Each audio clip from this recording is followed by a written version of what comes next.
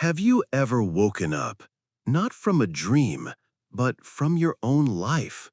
A morning like any other, but something quiet inside you whispered, "This isn't it. There must be more."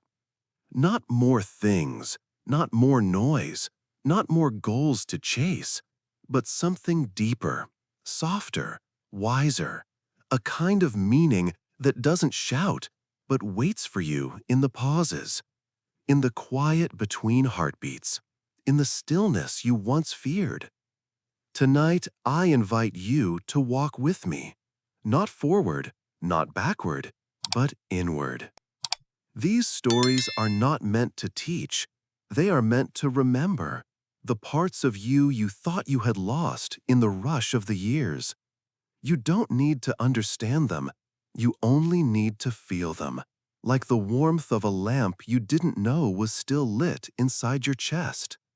So lie down, close your eyes if you wish, and let the weight of the day fall gently from your shoulders. This is not a journey of answers. This is a return to the quiet truth that has always been there, waiting for you. Let us begin. Part 1. The Lantern Maker Who Forgot the Flame. There once was a man who lived on the quiet edge of a sleepy fishing town, in a house that never locked and a garden that never bloomed. His name was Osrin. Most people didn't know that name. They simply called him the Lantern Maker, the man who crafted the most delicate lanterns anyone had ever seen.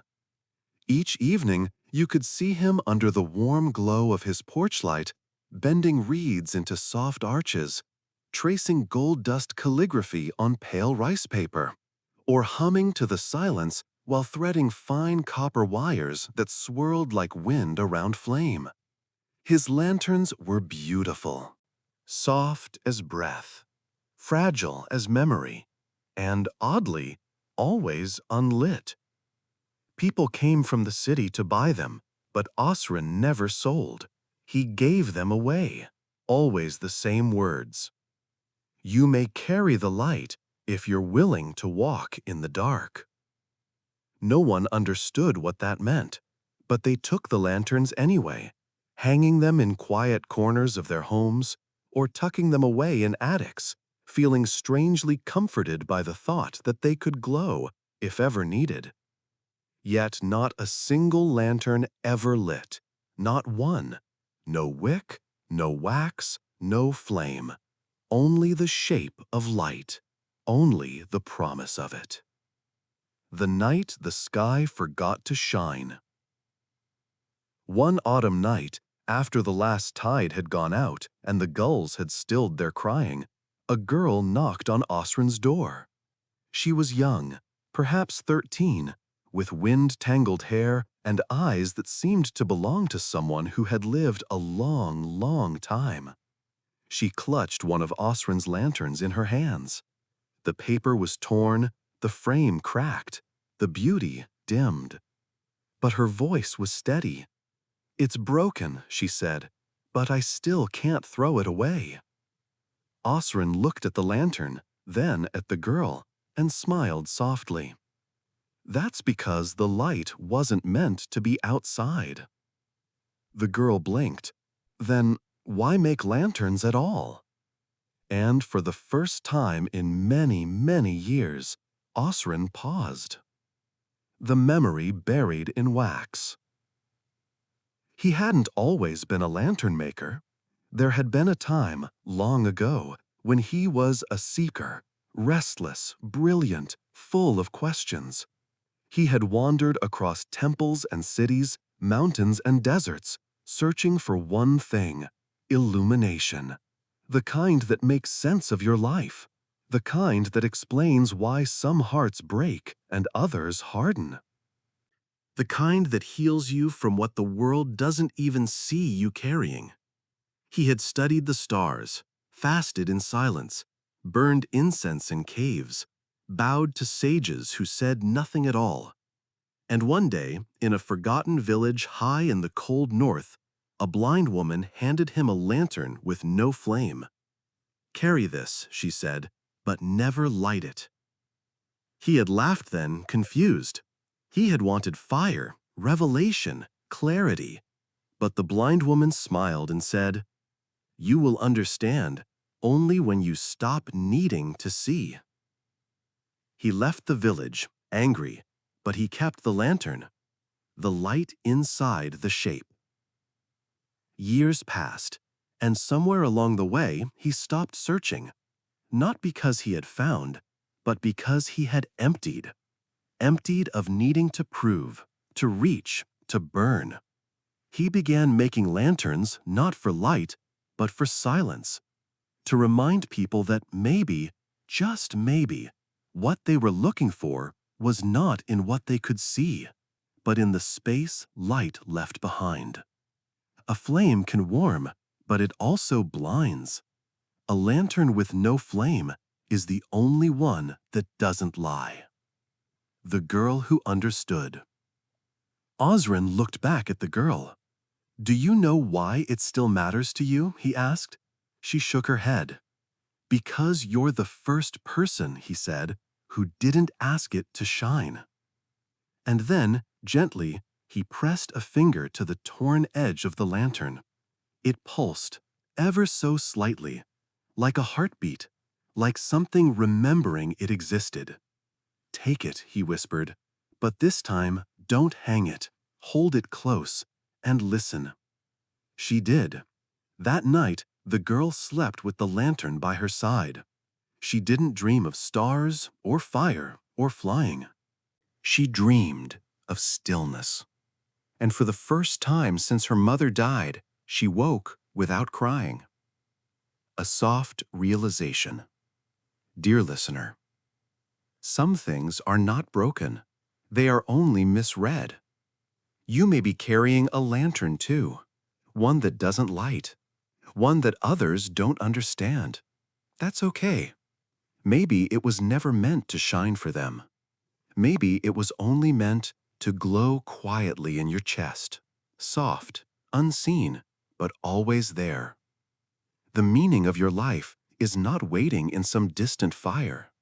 It is curled gently in your hands, shaped like hope, quiet as breath, bright as stillness. Part 2. The Well That Refused to Be Found. They said it had dried up long ago, the well, the one hidden deep in the hills behind the last farmhouse, just before the forest began to forget names. Children had once dared each other to find it. Poets wrote of it. Old women crossed themselves when its name came up after dusk. The well that refused to be found. It was not marked on any map.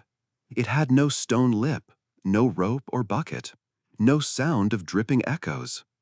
And yet, those who found it spoke of its water as something that didn't touch your throat, but your silence. That kind of story drifts through towns like perfume from a letter never sent. You don't quite believe it, but it follows you. And it followed Arlen. He was a man shaped by doing, a builder, a list maker, a finisher of tasks. He had worked his way up the invisible ladders of life: school, career, family, mortgage, retirement. He did everything he was told would make him whole. And then, one morning, he realized he had nothing left to build. The house was paid off. His children had flown. His wife sat across from him at breakfast, silent in the way people become when there's nothing left to ask. He thought of the well. He had never believed in such things. But now, the absence in his chest felt deeper than any stone-lined hole could ever reach. And so, on a Tuesday morning with no reason to wait, Arlen walked into the hills. He brought nothing but a water flask and a question. He didn't even know what the question was, only that it wouldn't go away. Not anymore. He followed no path. There were none. He walked through tall grass that whispered back, brushed against trees that looked like they were watching him forget things, and around every corner he expected to see a circular pit in the earth, waiting. But all he found was more walking, more silence, more nothing. Hours passed. His legs ached. His throat dried. He drank from his flask, then again and again. By afternoon, it was empty. Still, no well, no miracle. Just the sun beginning to turn gold and the growing noise in his mind. Why am I doing this? This is foolish. There is no well. You are just a man who's lost everything and doesn't know how to sit still. He sat down on a flat rock, wiping sweat from his brow. His chest felt hollow, not from exertion, but from some deep weariness he couldn't name.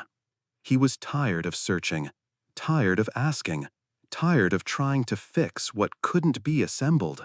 So he laid back, closed his eyes, and for the first time in a long, long while, he stopped trying to be someone. Time passed, not in hours, but in stillness. He didn't know how long he lay there. But when he opened his eyes again, the sky had turned a soft lavender, and something felt different, cool. He sat up, startled. His flask, empty for hours, felt heavier in his hand. He unscrewed the lid. It was full, not just with water, but water that shimmered faintly, as if touched by moonlight. He stared at it, then looked around. There was no well, no sign of earth moved or springs tapped. Only grass, still breeze, a deep hush, as though the world was holding its breath. He lifted the flask to his lips. It wasn't cold, it wasn't warm. It simply was. And as it touched his tongue, he felt something uncoil in his chest. Not an answer, but the end of the question. He sat there until night blanketed the hills, then stood up, flask in hand, and walked home, not with triumph, but with the kind of peace that makes no noise. When his wife asked where he had been, he didn't explain. He simply poured her a glass. She drank, slowly, then smiled, just a little. That night, they sat together without words, and the quiet wasn't heavy. It was full, not because anything had changed, but because they no longer needed it to. The well had never wanted to be found, because it was never a place. It was a moment, when seeking ended, when thirst stopped clawing, and something deeper rose to meet you, not in the world, but in you. Dear listener, you may not need to go looking for the well. You may already be sitting beside it. All it asks is that you stop asking, just for a while. And in that while, a stillness may appear, one drop at a time. Are you willing to stop searching, even if just for this moment? If yes, then you're ready for the next story. A tale of a girl who wrote her name in rain so it would disappear and teach her who she truly was. Let's walk there, together. Part 3. The Girl Who Wrote Her Name in Rain. In a quiet village where the roofs all sloped the same way and the wind always came in from the east, there lived a girl who wrote her name in rain. Not on paper, not in ink, not carved into wood or whispered to trees. She wrote it on puddles. Every time it rained, she would run barefoot through the stone alleys, a small wooden stick in hand, and when no one was looking, she would kneel beside the largest puddle and carefully trace her name into its silver surface. Then she would watch it hold for a breath, a blink, and disappear. The villagers called her odd. Her name was Luma. No one quite remembered how old she was, 8 or maybe 10. But she had the eyes of someone who had lost something old, and the silence of someone who had learned not to look for it anymore. She didn't talk much. She didn't cry. She didn't play games the other children played. She just waited for rain. Rain was her paper, her mirror, her forgiveness. One day, An elder monk visited the village on his way through the valley. He walked slowly, like someone who had long ago stopped trying to be early or late. His eyes were small and smiling. His robe smelled of cedar and smoke. He noticed Luma crouched by a puddle, tracing with deep care the same name as always, hers. He watched her from a distance. Then, quietly, he spoke. "Why do you write your name where it will vanish?" She didn't look up. "Because that's the only place it belongs," she answered. The monk sat beside her, his old knees creaking like tired wood. "Most people write their names on stone," he said, "so they won't be forgotten." Luma finally looked at him. Her voice was calm, not bitter, not sad, just clear. "But they forget themselves anyway, don't they?" The monk didn't answer right away. Instead, he asked her, "What does it feel like to watch it disappear?" She thought for a while. "Like I don't have to carry it anymore," she whispered, "just for a little while." He nodded and said nothing else. The rain passed, as it always did. The sun returned, and puddles retreated into dirt and cloud and memory. But something about that girl stayed with the monk. Years later, when he taught students in the high monastery where prayers were carried off by wind, he told the story of a girl who wrote her name in rain. None of the students understood. One asked, "Why would anyone erase themselves on purpose?" The monk smiled. "To feel what it's like, to be free." Dear listener, we spend so much of our lives trying to be seen, trying to be remembered, trying to matter. We etch our names into careers, into children, into old photographs and unread books. But the more we etch, the heavier it becomes. What if your name didn't need to last forever? What if it only needed to be seen by you, just once, gently, and then released? What if meaning isn't found in what stays, but in what you can let go of? Tonight, you might imagine yourself kneeling by your own puddle. You don't need a stick, only the willingness to see yourself and not hold on. Write your name, feel it, love it, and then let it vanish. Because something remains, something quieter, something deeper than identity, a presence, a soft, unnamed being that does not need to be remembered to be real. You don't need to carry yourself tonight. Just listen, be here, and know this. What you are cannot be lost. It only forgets sometimes, but the rain remembers, and it is enough. When you're ready, we will walk together again to the next story, where we'll meet a monk who refused to light even one lamp because darkness had something to say. Part 4. The Monk Who Lit No Lamps. In a forgotten village tucked deep between the folds of two old mountains, there was a temple that never glowed at night. No lamps, no candles, no fireflies caught in jars, only darkness.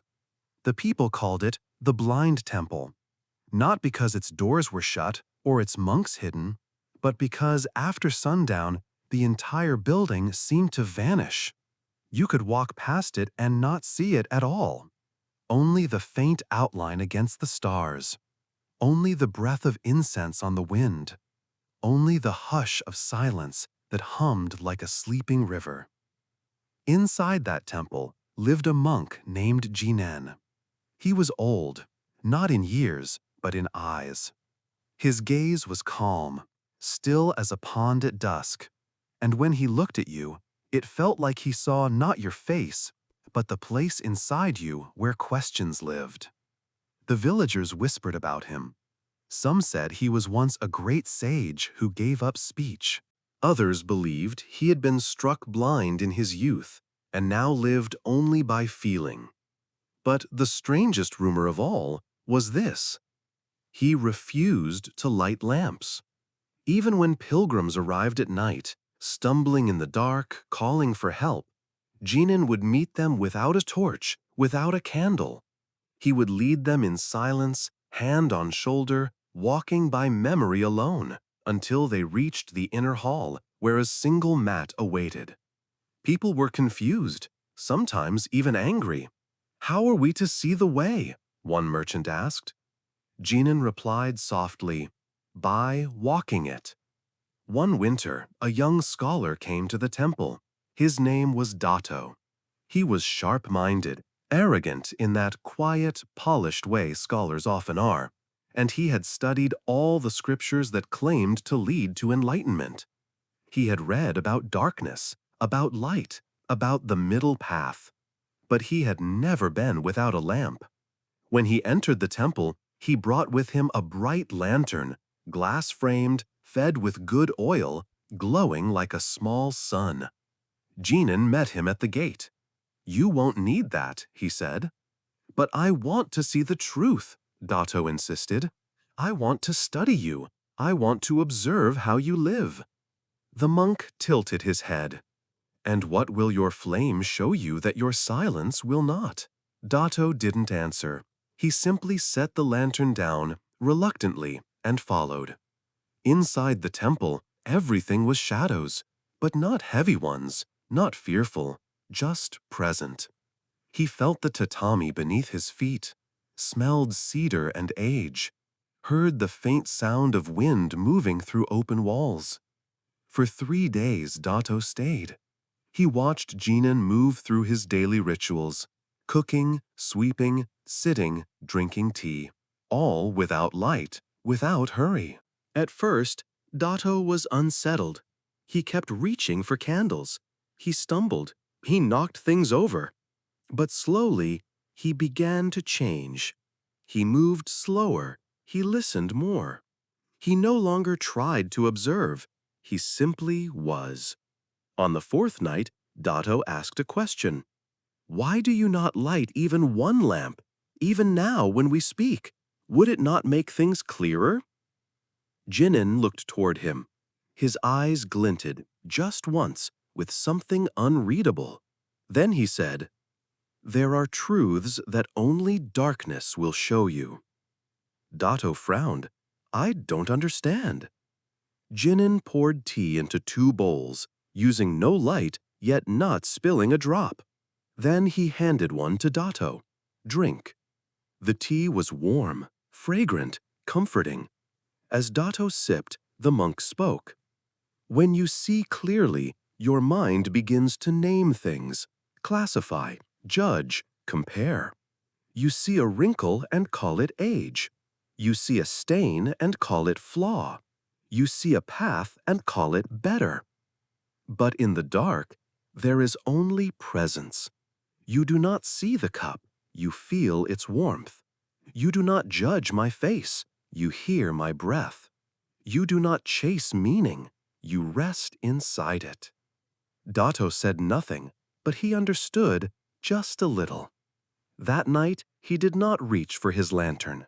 He sat with Jinan in the dark, the 2 of them breathing gently, side by side. And in that space, with no images to cling to, no colors to distract, no script to perform, Dato began to feel something he had not felt in all his years of study. Stillness. Not the kind you impose, but the kind that finds you when you stop trying to be wise. He left the next morning before dawn. As he walked through the village, people asked, "Did the old monk show you any secrets?" Dato smiled. "He let me see nothing." They laughed. He did not. Dear listener, how much of your life have you spent lighting lamps, trying to see what you think you need, trying to name, define, explain until nothing feels alive anymore? What if clarity doesn't come from light? What if it comes from trust? To walk in the dark is not to be lost. It is to remember that you are not made of vision. You are made of presence, of warmth, of breath. Tonight, if you find yourself in the dark, do not rush to light something. Stay, feel, breathe. You may discover a kind of seeing that eyes have never known. And if you're ready to keep walking, in the next story, a woman finds herself lost in a forest with no path and learns to listen to a compass that points not north, but inward. We'll meet her soon. For now, rest here, in this quiet that does not need to be understood, only felt. Part 5. The Compass That Pointed Inward. Mira had always believed in forward, in motion, in direction, in goals that stood like distant lighthouses waiting for her to arrive. She had built a life around maps: college, marriage, children, career, boxes to tick, milestones to name. She was good at it, admired for it. People came to her for advice. "You always seem to know where you're going," they'd say. And she'd smile politely, too practiced to admit the truth. She didn't know anymore. The lighthouses were still there, but they no longer lit anything. One weekend, on an impulse that startled even her, Mira left her phone in a drawer, packed a small bag, and drove 4 hours north into the forest. She told no one. No agenda, no GPS. Only a borrowed cabin she hadn't seen since her 20s. A cabin where, years ago, she had once cried herself empty and felt oddly whole. She thought maybe the stillness there would remember her. On the second day, after a silent breakfast of oatmeal and wind, she wandered into the woods with a leather-bound compass her father had given her when she was 12. He had been a scoutmaster, a map maker, a quiet man who died quietly in the same house where she'd been born.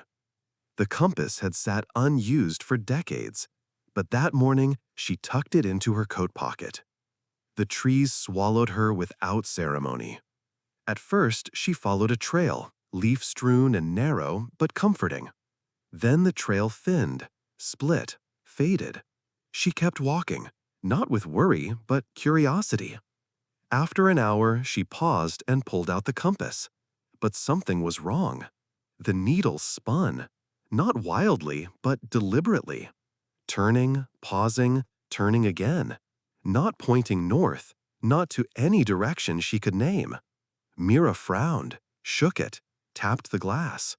Still, the needle pointed not out, but in, directly inward toward her chest. She laughed out loud. "Of course," she muttered. "Of course it's broken." But something in her wasn't sure. For the first time in a long while, she felt no urge to correct the course, no hunger to find the way out. She sat on a moss-covered rock and stared at the compass. It was steady now, pointing quietly, insistently, as if it had waited years for her to be still. And something inside her, an ache she had folded into distraction for decades, rose gently to meet it. She closed her eyes, not to sleep, but to listen. She heard birdsong, but also the sound of her own pulse, the pressure of her breath against her ribs, the tiny movements of thought rising and falling like waves against the dock. For years, she had thought of herself as strong because she kept going. But now, sitting alone, with a compass that refused to guide her away, she realized she had never learned to stay, to be, to listen to what didn't shout. She stayed there for hours. When hunger came, she let it arrive.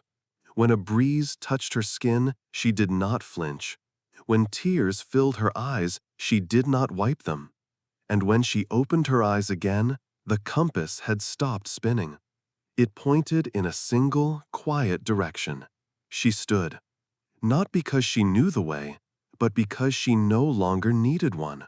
She simply walked. And every few steps, she checked her compass, not to be safe, but to remember that she was not lost. She returned to the cabin at dusk.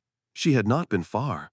In fact, She could still see the chimney smoke from where she had sat, but she had traveled further than she ever had, without moving. The next morning, she wrote in her journal, "I don't think the compass was broken. I think it simply waited for me to stop looking outside for what was already whole within." Dear listener, how long have you been walking? How many signs, signals, and strangers have you followed, hoping they'll tell you who you are? What if your inner compass has always been pointing, not to a city, not to a role, not even to a future, but to a place inside you that doesn't move, that doesn't beg for direction, that doesn't need to be found, only returned to? Tonight, consider this. What if you stopped trying to arrive? What if where you are is already enough? Take a breath. Place your hand over your chest. Feel that quiet rhythm. That is the compass. It points not to tomorrow, but to now. And if you choose to follow it, even without a path, then you're ready for the next story. A tale of a potter who broke every bowl she made until she realized that nothing perfect can ever hold what is sacred. But that is for another night. For now, let your compass rest. It knows the way. Part 6. The Pot That Was More Beautiful Cracked. In a narrow valley surrounded by soft, rolling hills, there lived a woman named Ansel. She was a potter. Her small cottage stood beside a quiet stream that murmured secrets only old stones could understand. Behind her house was a simple kiln built by her grandfather, and beside it, a wooden bench worn smooth by decades of hands shaping earth into form. People came from distant villages to buy her bowls.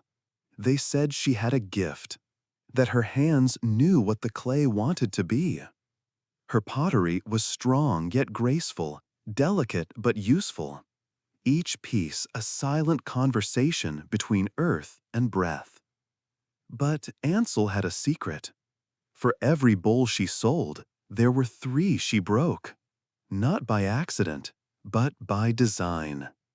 She would lift them from the wheel, still wet, still gleaming with promise, then press her thumb into the rim, or drop a single bead of water in the center, until the shape buckled, wavered, cracked. Then she would place them on a shelf in the back of her shed, dozens of them, broken, but not discarded. She never explained why, not until the day the scholar arrived. He was an old man, bent-backed with fingers stained by ink and age. He said he was writing a book on artisans of the forgotten arts. He had traveled weeks to find her. "Your work," he is said to hold something that no kiln can fire, a kind of stillness." Ansel smiled politely. She had heard such words before. But then he asked the question no one had dared. "May I see the ones you break?" She paused. "Why those?" "Because the ones you sell show your craft, but the ones you break, they might show your truth." She looked at him for a long time, then, without a word, led him to the shed. She opened the door. Light spilled onto rows of imperfect forms. Some were gently misshapen. Some bore cracks like old scars. Some had collapsed in on themselves, like weary bodies needing rest. The scholar stepped inside. He ran his hands along their surfaces, whispering to each form as if greeting old friends. Finally, he turned to her. "These are more beautiful than the others." Ansel said nothing, but in her chest something loosened. Later that evening, they sat by the stream. The air was cool. A bowl of barley tea steamed between them. Ansel spoke softly. "When I was young," she said, "I thought perfection would save me. That if I could just shape something flawless, I'd finally feel enough." She looked toward the hills. But every time I finished a perfect bowl, it felt hollow, like it was missing something that couldn't be added. And then, one winter, I dropped a bowl by mistake. It cracked right through the side. I almost cried. She smiled at the memory. But then I noticed something. The crack let in the morning light. It bent and shimmered along the fracture. And suddenly, the bowl wasn't just holding shape, it was holding story. The scholar sipped his tea. And the others? I began breaking them on purpose, she admitted. Not to destroy them, but to release them from the burden of flawlessness. She held out her hands. These fingers can shape clay, but they can't shape life. They sat in silence for a long while. Finally, the scholar nodded. There's an old saying, he whispered. The vessel that is whole holds water, but the vessel that is broken lets the sky in. Ansel closed her eyes. Yes. The next day, the scholar left, but not before buying one of her broken bowls. When she offered to wrap it, he declined. I will carry it in my hands, he said, so I remember how to be careful with what has already been hurt. Dear listener, how many perfect bowls have you tried to shape in your life? The perfect marriage, the perfect career, the perfect version of yourself. And when it cracked, did you see it as failure? Or did you pause long enough to see what entered through the break? We are taught to hide our fractures, to mend, to polish, to pretend.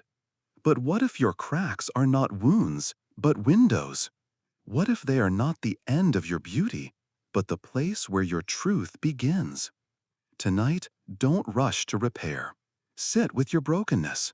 Trace your fingers along the places that tremble. Feel the light entering through the parts that could not hold anymore. You are not less because you cracked. You are more, because now you can hold something greater than water. You can hold sky.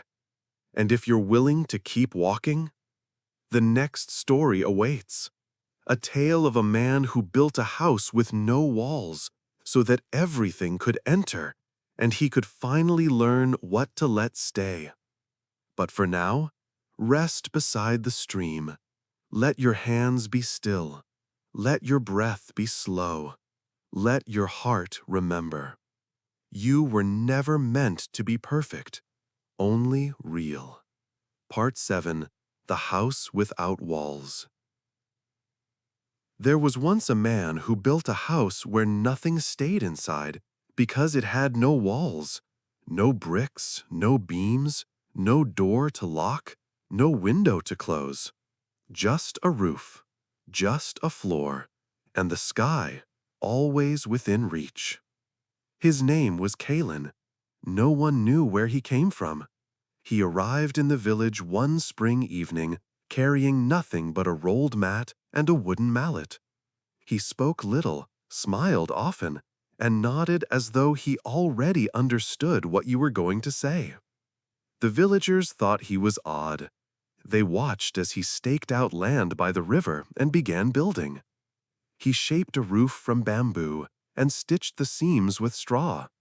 He laid stones for the floor, carefully spaced, like footsteps that had already been taken.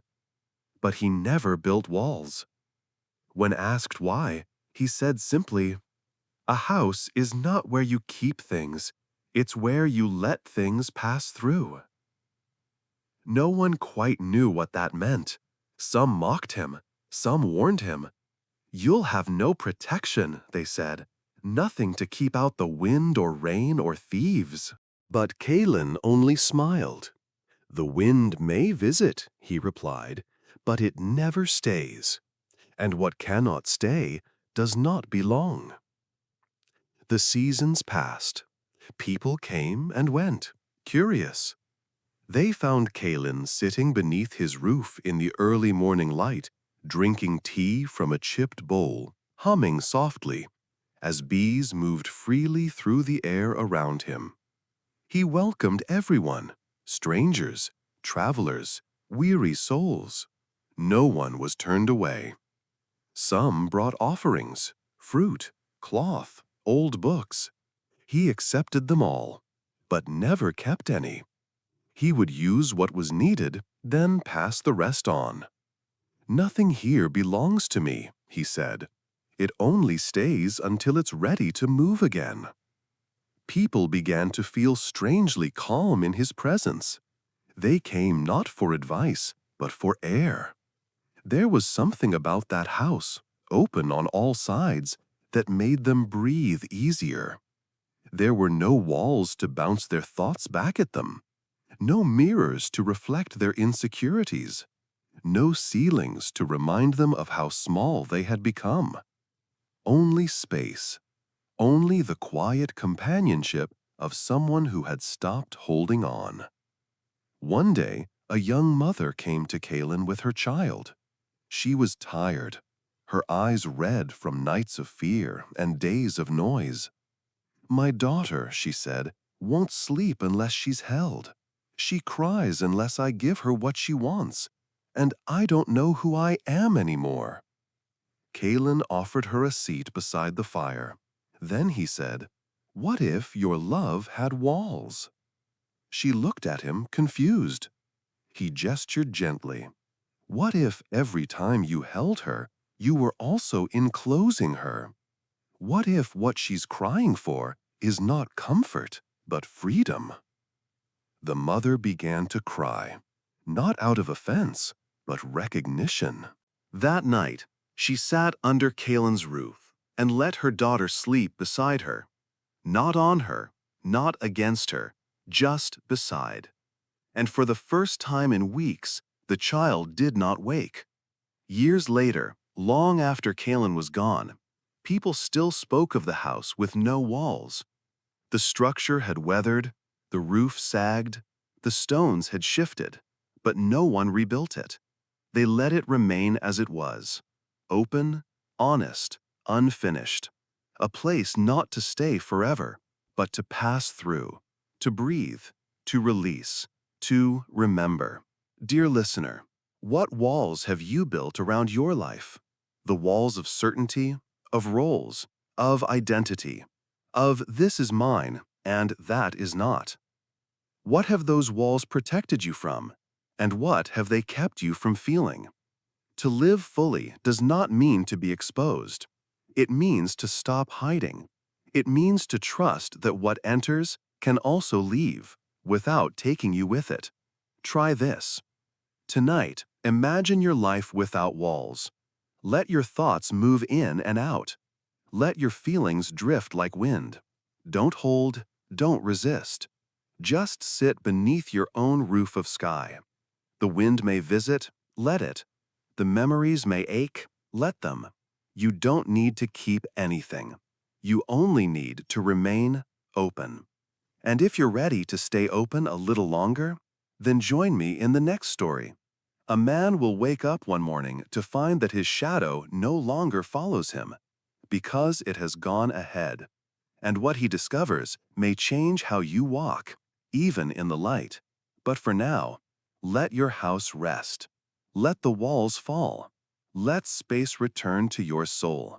Because you were never meant to be enclosed, only present. Part 8. The Shadow That Walked Ahead. There came a morning when Elias stepped out of his cottage and could not find his shadow. The sun was rising just behind him.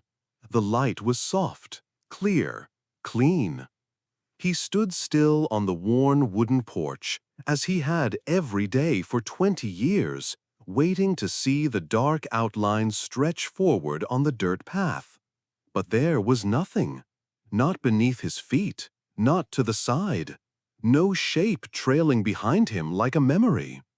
Only the earth, warm with light and utterly empty. He frowned, stepped left, then right, raised his arm, waved. Still nothing. It was as though the sun had forgotten how to cast him, or worse, that something had left him. He looked toward the road that led into the hills, narrow and bending, lined with dew-covered grass. And then he saw it, a silhouette. At first, just a blur, but then clearer. It moved like him, turned its head when he turned his, paused when he held his breath. It was unmistakable, his shadow. But ahead, several steps forward, walking gently away, as though it had remembered a destination he had forgotten. Elias was not a fanciful man. He had been a teacher, a father, a man of order and quiet strength. He had lived long enough to know the difference between dreams and delusion. But this felt like neither. He stepped off the porch and followed. The path was familiar. He had walked it often in his younger days, before arthritis, before grief, before silence became easier than speech. Each bend brought back pieces of his old life. The smell of pine sap, the feel of gravel beneath worn boots, the call of birds he once could name. And always ahead, just out of reach, his shadow. It didn't move faster, but it never let him catch up. Whenever he paused, it paused. When he moved again, it moved. Not as a taunt, but as a guide. It was patient, and somehow knowing.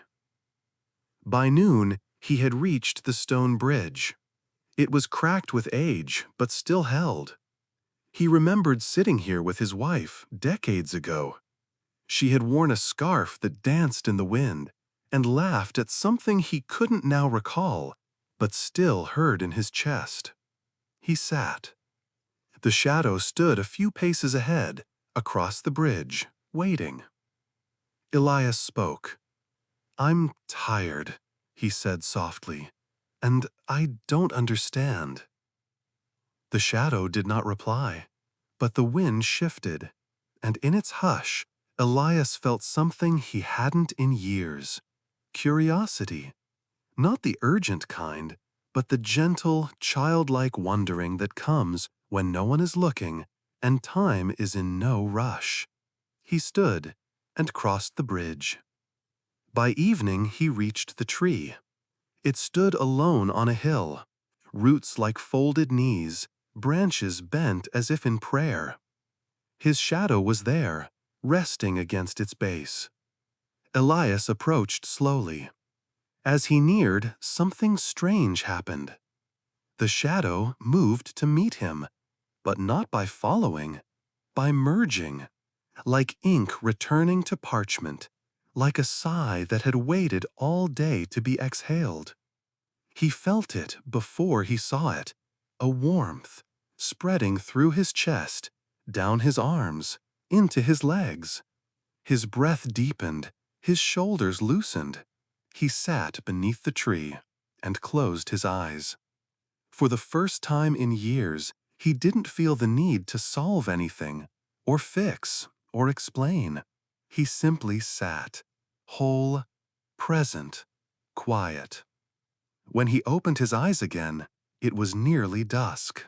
His shadow stretched beside him, long and still, right where it had always been. He smiled, then laughed, a quiet, breathy thing, not at the absurdity, but at the relief. He had spent so long trying to stay in control, trying to keep every part of himself aligned, measured, predictable. But sometimes, what you've buried for too long walks ahead to lead you home. Dear listener, have you ever felt like part of you went missing? Like some deeper version of yourself walked away and left you behind in a life that looked full but felt hollow? Maybe that part of you wasn't lost. Maybe it just walked a little ahead, waiting for you to follow at your own pace. You don't need to chase it, just walk, slowly, with curiosity. And one day, you might look up and see it resting under a tree, ready to welcome you back into your own arms. Tonight, as you lie in bed, imagine your shadow waiting for you, not behind, but ahead, not judging, not rushing, just patient. It remembers who you are, even when you forget. And if you choose to keep walking with me, the next story waits in the dark, of a mirror that doesn't show your reflection, but the version of you that your soul has already become. We'll meet again there, but for now, breathe. You are not behind. You are right on time. Part 9. The Mirror That Showed Who You're Becoming. In a village where the rain fell only at night and the mornings always smelled like quiet tea, there was a tiny shop tucked between two houses that had been painted the same color for so long no one remembered what it was called. The shop had no sign, no window display, no bell above the door. It was always open, but only a few ever stepped inside. They didn't know why they came. Only that one morning, usually after a night of strange dreams or unexplainable stillness, they would find themselves standing at the entrance, hand resting on the old wooden frame, breath held. Inside, it was small, dusty, filled with the smell of sandalwood and something older, like sun-dried pages. And in the very center stood a mirror, tall, frameless, unsmudged, and unlike any mirror they'd ever seen, because it didn't reflect them, at least not as they were. One day, a man named Rowan entered the shop. He was in his early 60s, though age sat lightly on him, like a coat he had chosen rather than inherited. He had the posture of someone who once carried too much and had slowly learned to set it down. He didn't know what drew him there, only that his mornings had begun to feel echoing, like the conversations in his life were always one step behind the question he really needed to ask. So he walked, and the door opened, and the mirror waited. He stood before it, expecting to see himself, but what he saw was someone else. A man who looked like him, but softer, not younger, not older, just clearer. His face was lined, but the lines looked earned. His eyes were tired, but they held something steady, like candlelight in a temple that never went out. He was not smiling, but he was not afraid. Rowan stared. He stepped left. The figure didn't follow. He stepped right. Still, it remained. Then, slowly, the figure raised its hand. Not a copy, not a reflection, a greeting. Rowan felt a pulse behind his eyes. "Who are you?" he whispered. And though the mirror said nothing, he felt the answer land gently in his chest. "I am who you become when you stop pretending you are not already whole." He sat down. There was no chair, but somehow he was sitting, as though the floor had shaped itself around his surrender. He wept, not from sorrow, not from joy, but from the strange kindness of seeing something truer than the stories he had rehearsed for decades. He saw a man who did not apologize for his silence, who loved without needing to save, who gave without needing to be thanked, who listened even when words had stopped. He saw a man who had forgiven himself, not in a moment, but slowly, like dusk forgiving the day for being so loud. Hours passed, or maybe seconds. Time inside the shop moved the way breath does in sleep, slowly, gently, meaningfully, but unnoticed. When Rowan finally stood again, the image in the mirror remained. He bowed to it, not in worship, but in recognition. Then he left the shop. Outside, the village looked the same, but the air felt different, like it had exhaled something that had waited too long. He never told anyone about the mirror, not because he was afraid, but because it wasn't a story to explain. It was something you had to meet. And maybe, one day, you will. When the ache inside you no longer wants answers, only presence. When you're ready not to see yourself, but to remember who you're becoming. Dear listener, what would it mean to see not who you were or who you are now, but who your soul is quietly shaping you into? Not the version you show others, not the polished self, but the one who waits inside each small kindness. Each soft letting go. Each time you choose stillness over certainty. What if that version of you isn't far? What if they're already here? In the way your hands move, in the pause before you speak, in the part of you that listens without needing to answer. Tonight, you don't need a mirror. Just close your eyes and imagine the version of you who no longer needs to prove, to please, to push. The one who simply is and loves that truth. Let them walk toward you. Let them sit beside you. Let them whisper, "You're almost here." And when you're ready to take the next step, the next story will carry you. It begins with a single page, one that holds no words, only silence, and the sound of a question you were born to ask. But for now, let the image fade. Let the breath soften. Let the self return. Part 10. The Page with No Words. For most of his life, Leaf had collected answers. He gathered them like a gardener gathers seeds, carefully, reverently, believing each one held the promise of something greater. He was a scholar by title, but a seeker by nature. He read, he wrote, he studied forgotten languages and traced ancient scripts across crumbling parchment. He believed in wisdom, earned, recorded, preserved. His home was lined with shelves that touched the ceiling, each book marked, highlighted, indexed. He had notebooks filled with questions, margins filled with more. Even his dreams, when he remembered them, carried footnotes. But the more he learned, the quieter his heart became. Not calm, empty. It was as if each answer took up space that once belonged to wonder. Still, he kept searching.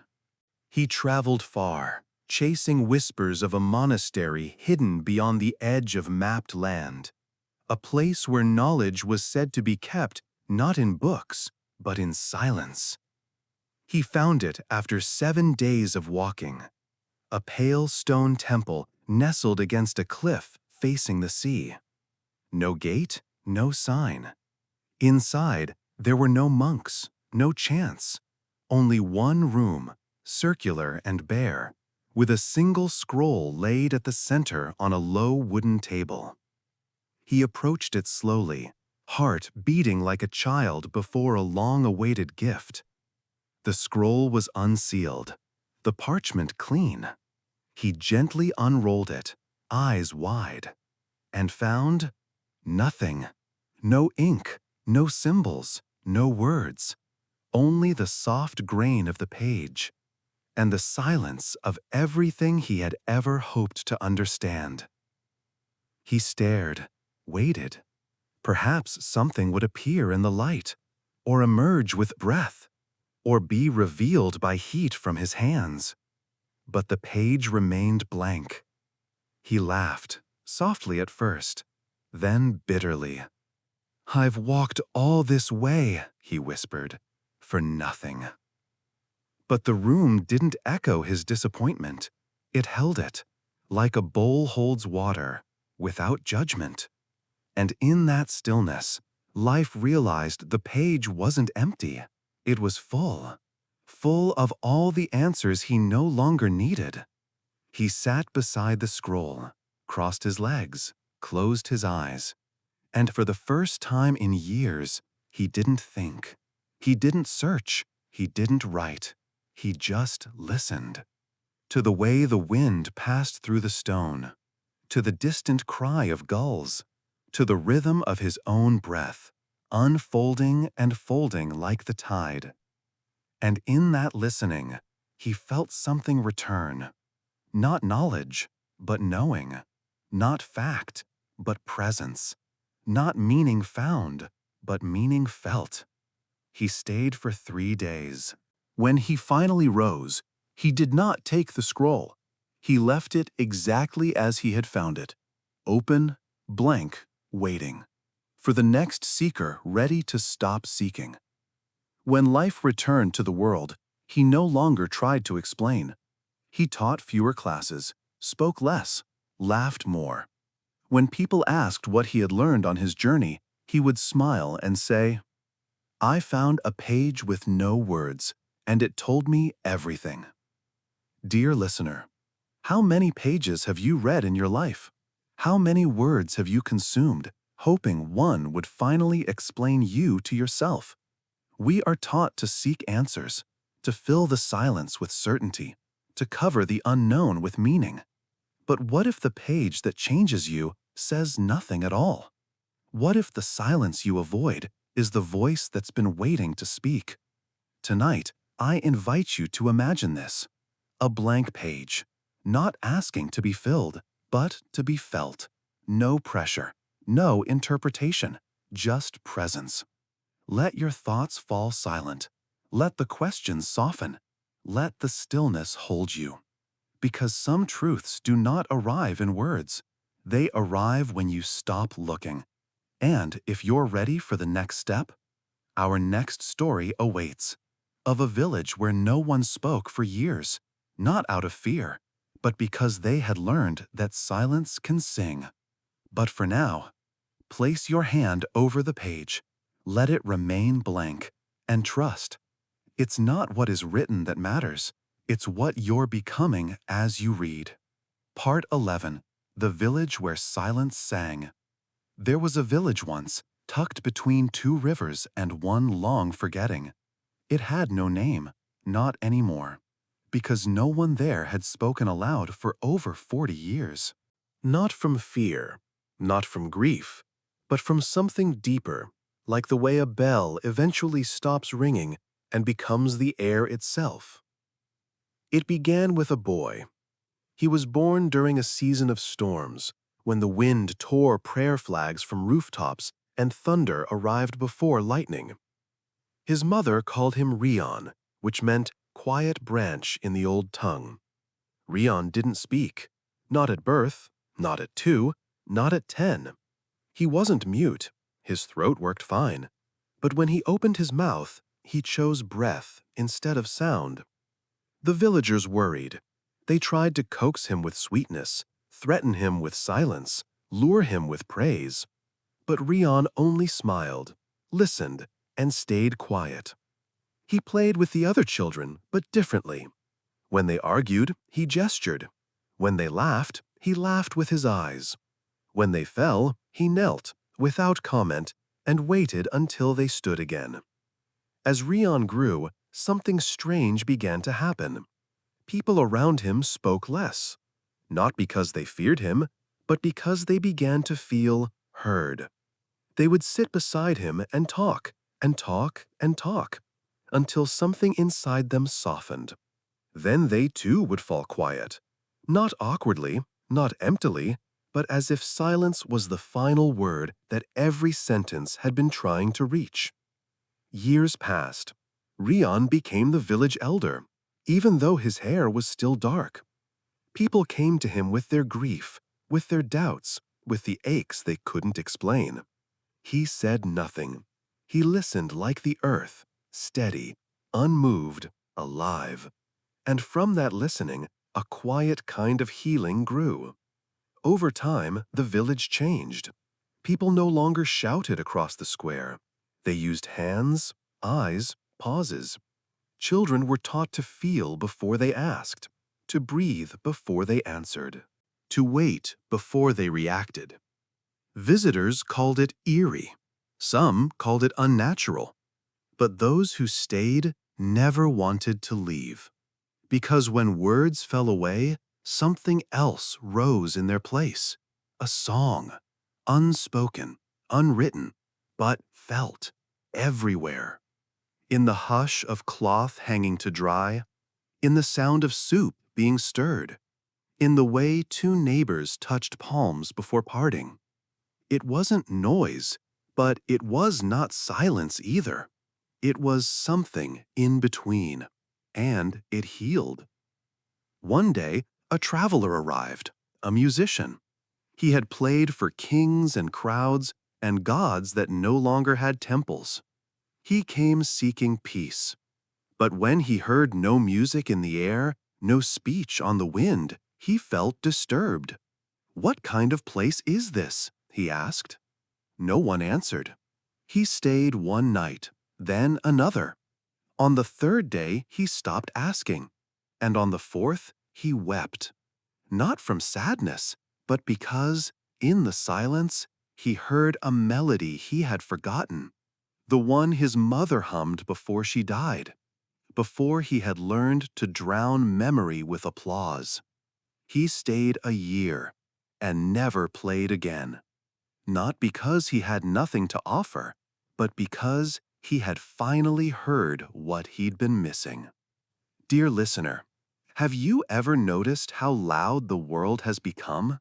How quickly we speak, not to connect, but to cover?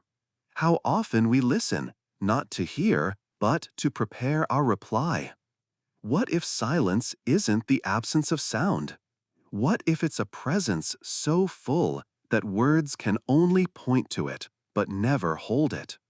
Tonight, I invite you to stop explaining, stop describing, stop defending. Just sit. Let your silence become a song. Let your breath become your voice. And if someone near you needs to be heard, say nothing. Give them the gift you've been longing for, space.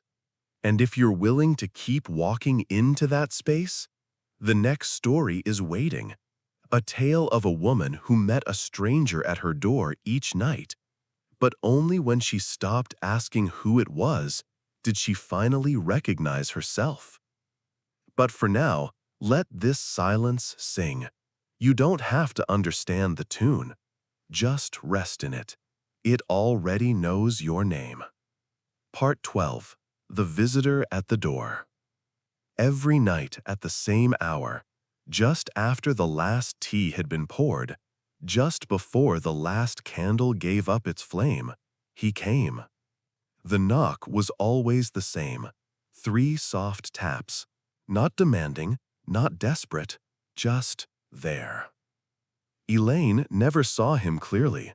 By the time she reached the door and opened it, he was already gone. Or perhaps still there, but unseen. It had started in late autumn, after the leaves had stopped pretending they could hold on. After the last photograph from her daughter arrived, a girl in another country, with another name now, another family. At first, Elaine thought it was a trick of age, or grief, or the wind. But the knock returned. Every night, same time, 3 soft taps. She began to wait for it. She told no one, not because she was afraid, but because the moment felt too private, like a memory that had not yet happened. Some nights, she tried to catch him, opened the door quickly, stepped out, called. Nothing.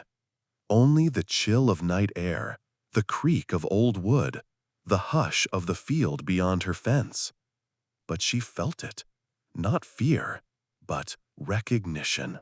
As though whoever stood on the other side was not a stranger, but something forgotten, a part of her left behind in a season she had never finished living. On the 13th night, she did not open the door. She sat by it, lit no candle, made no tea, said no prayers. She simply waited. When the knock came, gentle, familiar, she whispered, "I don't need to see you, but I'm here." And for the first time, she heard something back. Not words, just breath. A quiet exhale, like the release of someone who had been waiting to be let go. The next night, she sat again. Same place, same hour. The knock came. This time, she closed her eyes and whispered, "You don't need to come anymore, but you can stay." She felt the floorboards shift, not creak, not crack, just shift, as if the house was making room. And inside her, something softened.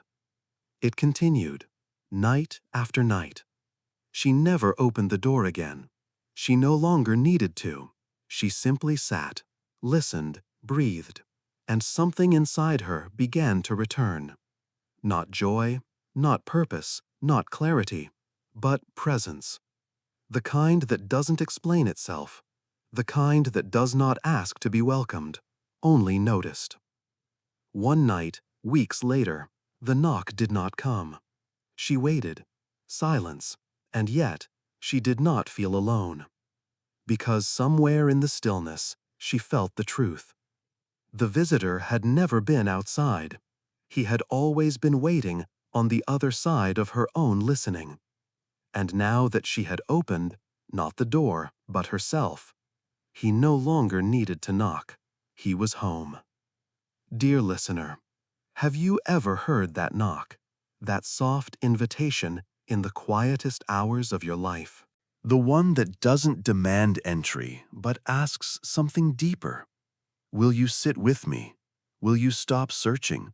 Will you simply be here with what you've turned away from? We spend so much of our lives trying to keep the door closed, on regret, on grief, on versions of ourselves we no longer recognize. But what if healing doesn't come by locking them out? What if it begins by letting them rest just beyond the threshold until we're ready? Tonight, you don't have to open the door. Just sit. Light a small candle in your chest. Let its flame flicker gently against the silence. If the knock comes, welcome it. Not to answer, but to listen. Because sometimes what we call fear is just the part of us waiting to be named again. And if you're willing to go one step further, the next story awaits. A tale of a man who planted a tree each time he lost something, until he built a forest from his own letting go. But for now, let the visitor stay. No questions, no names, only presence. That is enough. Part 13. The Forest of Letting Go. They say there's a forest that didn't begin with roots. It began with grief. Not the loud kind, not the kind that breaks furniture or writes poems, but the quiet, hollow sort.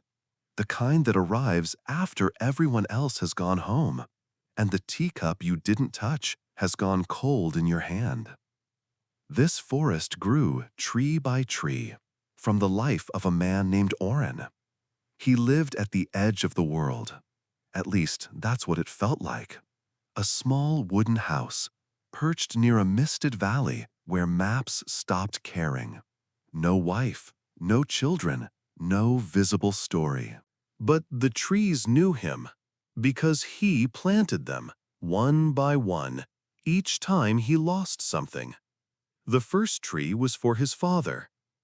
Oren was 17 when the man collapsed beside the river, hands still smelling of cedar and work. The funeral was short. The world went on, but Oren could not. That night, he took a single shovel and walked into the hills. He dug into the wet earth, not knowing what he meant to do, only that he had to put something down. He buried a small carving knife his father once used to shape spoons from ash wood. In that hole, he planted a sapling, a quiet thing, barely more than a twig. He did not water it, he did not tend it, he did not tell anyone.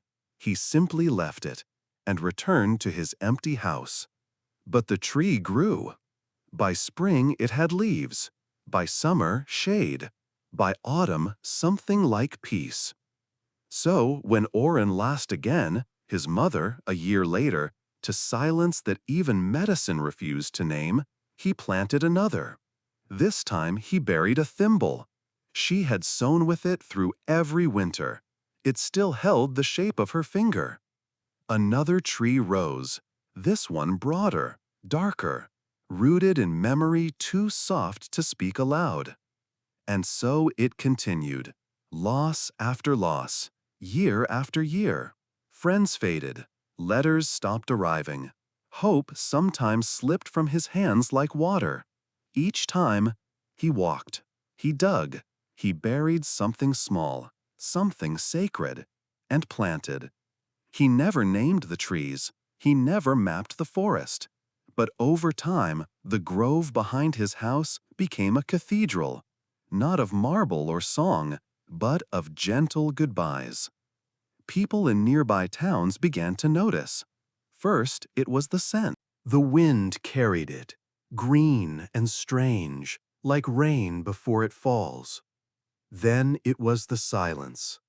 Birds came, then deer, then people. Not many, but enough. They called it the Forest of Letting Go. No one knew Oren's name. They only knew there was a place where it was safe to grieve without explanation. One woman came after the death of her husband. She wandered the forest paths, touching bark, whispering names. She did not cry. Not until she reached a clearing and saw a tree with leaves shaped like tiny hearts. They rattled in the wind like bones. She wept then, not because of pain, but because she no longer needed to carry it. A young man came after breaking apart from his brother. They had argued, years ago, words sharp as knives, no healing. He knelt beside a tall, thin tree and placed a folded paper at its roots. It was a letter he had never sent. He walked away lighter. Ora never spoke to them. He simply watched, sometimes from behind a tree, sometimes from his window. He didn't need to guide. The forest taught on its own. Then came the day he felt it. Not a death, but the nearing of one, his own.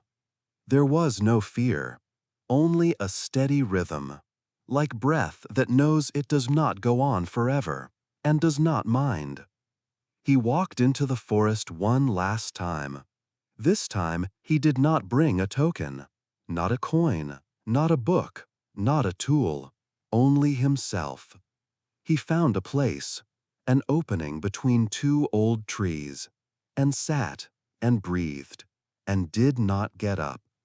The next spring, a new sapling grew from that spot.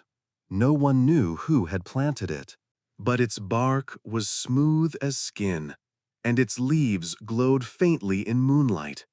It became known as the heart of the forest, where people went not to speak, but to listen, not to forget, but to release, not to heal, but to grow something new from what had been lost. Dear listener, what if your losses are not meant to be buried, but planted? What if every goodbye is a seed? And what if your sorrow, the one you carry alone, the one too quiet for language, has been waiting not to be erased, but to take root? Tonight, close your eyes. Picture the one thing you have never said goodbye to. Now imagine walking it into a quiet grove, digging gently, placing it down, covering it with soft earth, and leaving it there, not to abandon, but to let it become something else. A branch, a leaf, a place where someone else, years from now, might sit and feel less alone. If you're willing to plant, then you're ready for the next story of a lantern left burning for someone who never came home, and the light that refused to go out. But for now, let your forest grow, silently, patiently, from all that you've let go. Part 14. The lantern left burning. In a village that faced the sea, where fog rolled in like memory and salt lingered in every crack of wood, there was a house that always glowed. Even when storms came, even when winter buried doorsteps in silence, even when no one else in the village left a light on. A single lantern, hung on a hook just above the front gate. Small, copper-framed, glass-stained by time. It burned every night, without fail. People stopped noticing it after a while, just another thing in the corner of the world that refused to go out. But once, a long time ago, it meant something. It was lit for a man named Tomas. He left in late spring, before the gulls returned. No one knew where he went, only that he packed lightly, said little, and walked down the old path past the harbor, never looking back. He was quiet, even in his leaving. But Elira waited.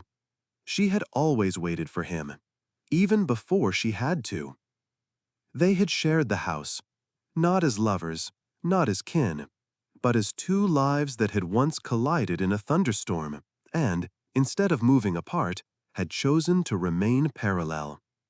She kept the garden. He mended the roof. They shared stories only when needed, and silences more often than not. No promises were made, but something deeper had been built between them, a kind of faith too quiet to be named. When Tomas left, Elira said nothing.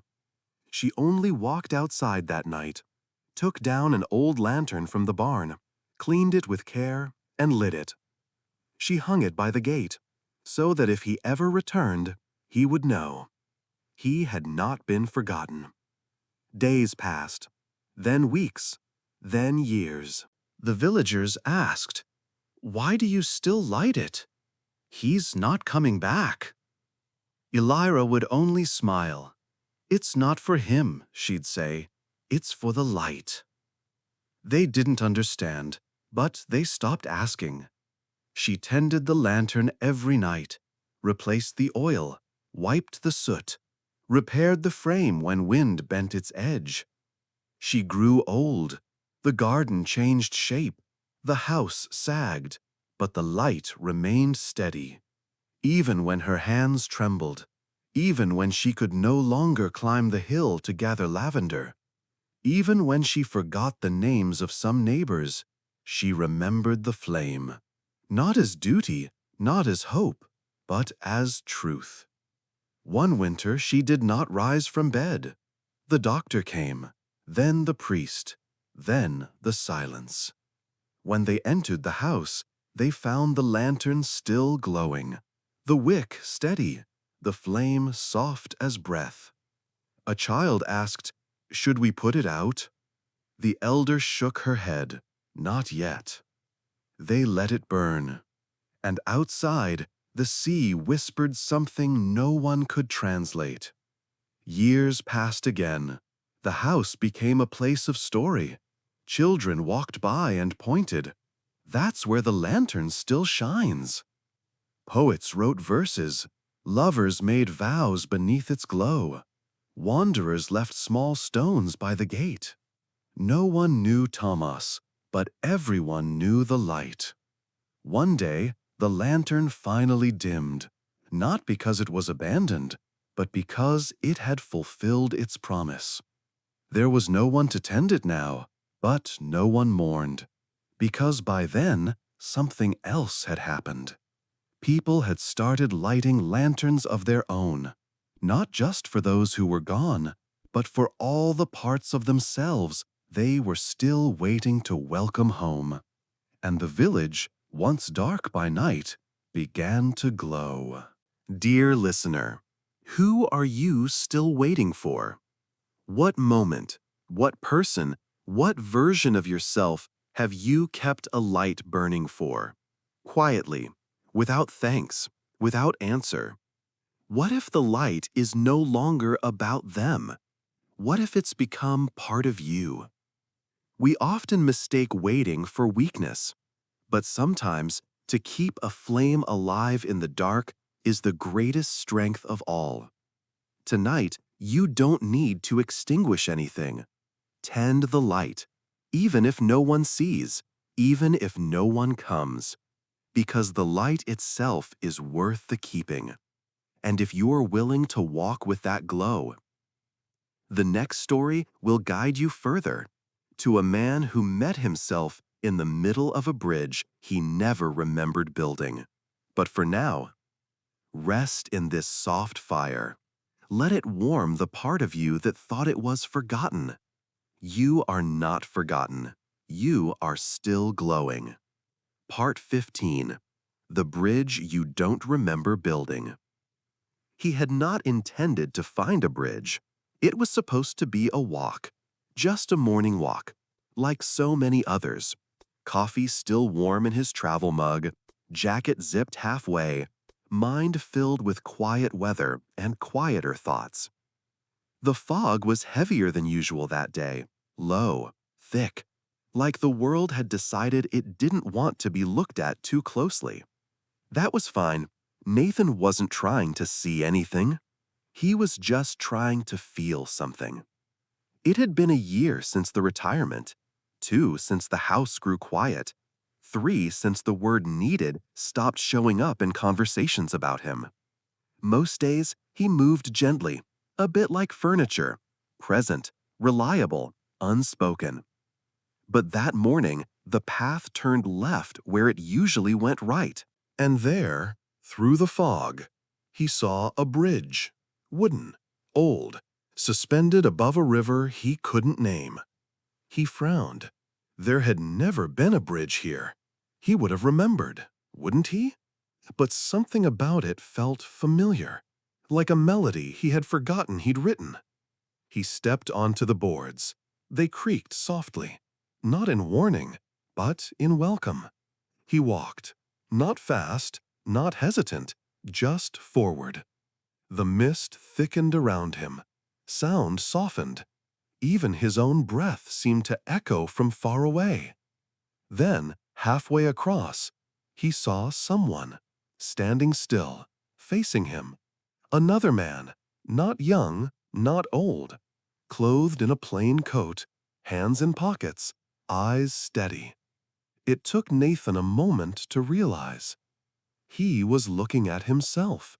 Not a reflection, not a memory. Someone else, but also him. A version untouched by small regrets, by need for titles, by the weight of proving. This man looked like someone who had let go of everything, except what mattered. And he was waiting, not with urgency, but with patience, like he had always known this meeting would come. Nathan stopped. Neither of them spoke.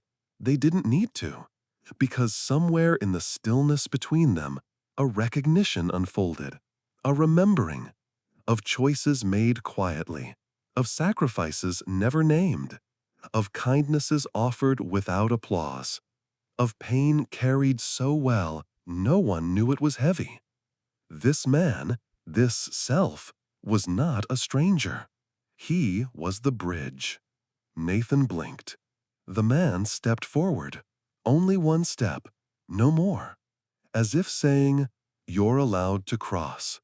Not to escape, not to vanish, but to continue. He took that step, then another. And as he neared, the fog behind him began to lift. Not all at once, just enough. Enough to feel light on his back. Enough to know. He had not been walking toward something. He had been walking with something the whole time. When he reached the other side, the man was gone. But the bridge remained. And when he looked down, he saw carvings in the wood beneath his feet. Not names, not dates, moments, tiny words. Held her hand. Didn't shout back. Stayed. Listened. Apologized first. Let them go. Asked for help. Each step a story. Each story a plank. He had built this bridge. one quiet act at a time. He turned back. The fog had returned. The path was gone. Only the bridge remained, and his next step forward. Dear listener, what bridges have you built without realizing? What moments of stillness, of grace, of unseen courage have quietly laid themselves down beneath your feet? We're taught to look for destinations, for trophies, for milestones. But sometimes what matters most is not where you are, but what carried you here. Tonight, I invite you to pause. Stand in the middle of your own life. Look back, not with judgment, not with shame, but with kindness, and see the bridge. You may not remember building it, but your soul does. And if you're ready to take one more step, the next story awaits, of a boy who buried questions in the sand and years later returned to find they had bloomed. But for now, rest on the bridge. Let it hold you. You are not lost. You're becoming. Part 16. The Boy Who Buried Questions in a Seaside Town. In a seaside town where the tide whispered instead of roared, there lived a boy who never kept his questions. He buried them. Not because he feared them, and not because he didn't want answers, but because no one ever seemed to know what to say. When adults replied, they looked away. When teachers replied, they changed the subject. When his friends replied, they laughed, unsure. So the boy dug. Just beyond the dunes, past the edge of where sea met silence, he carved little hollows in the sand, whispered his questions into the earth, and covered them gently. No stone, no sign, only memory. His first question was simple. Why do some people leave without saying goodbye? He was 6. His uncle had vanished into distance, into silence, into a shape that looked like a coat on a hook but never moved again. He buried the question beneath a seashell and walked home without crying. As he grew, the questions multiplied. Why do grown-ups pretend they're not sad? Where does the wind go when it forgets its way? Is there such a thing as forever that doesn't hurt? Each question went into the sand, each covered with care. He never expected answers, but something about the act, the pressing of palm to ground, the surrender, soothed him. It was as if the questions didn't need to be solved, only held. By the time he was 12, the spot had become a small grove of memory. No trees, but the sand there felt different, softer, wiser. He stopped visiting after that, not out of forgetfulness, but because life grew louder. School, responsibility, the need to act like someone who knew. The boy became a man.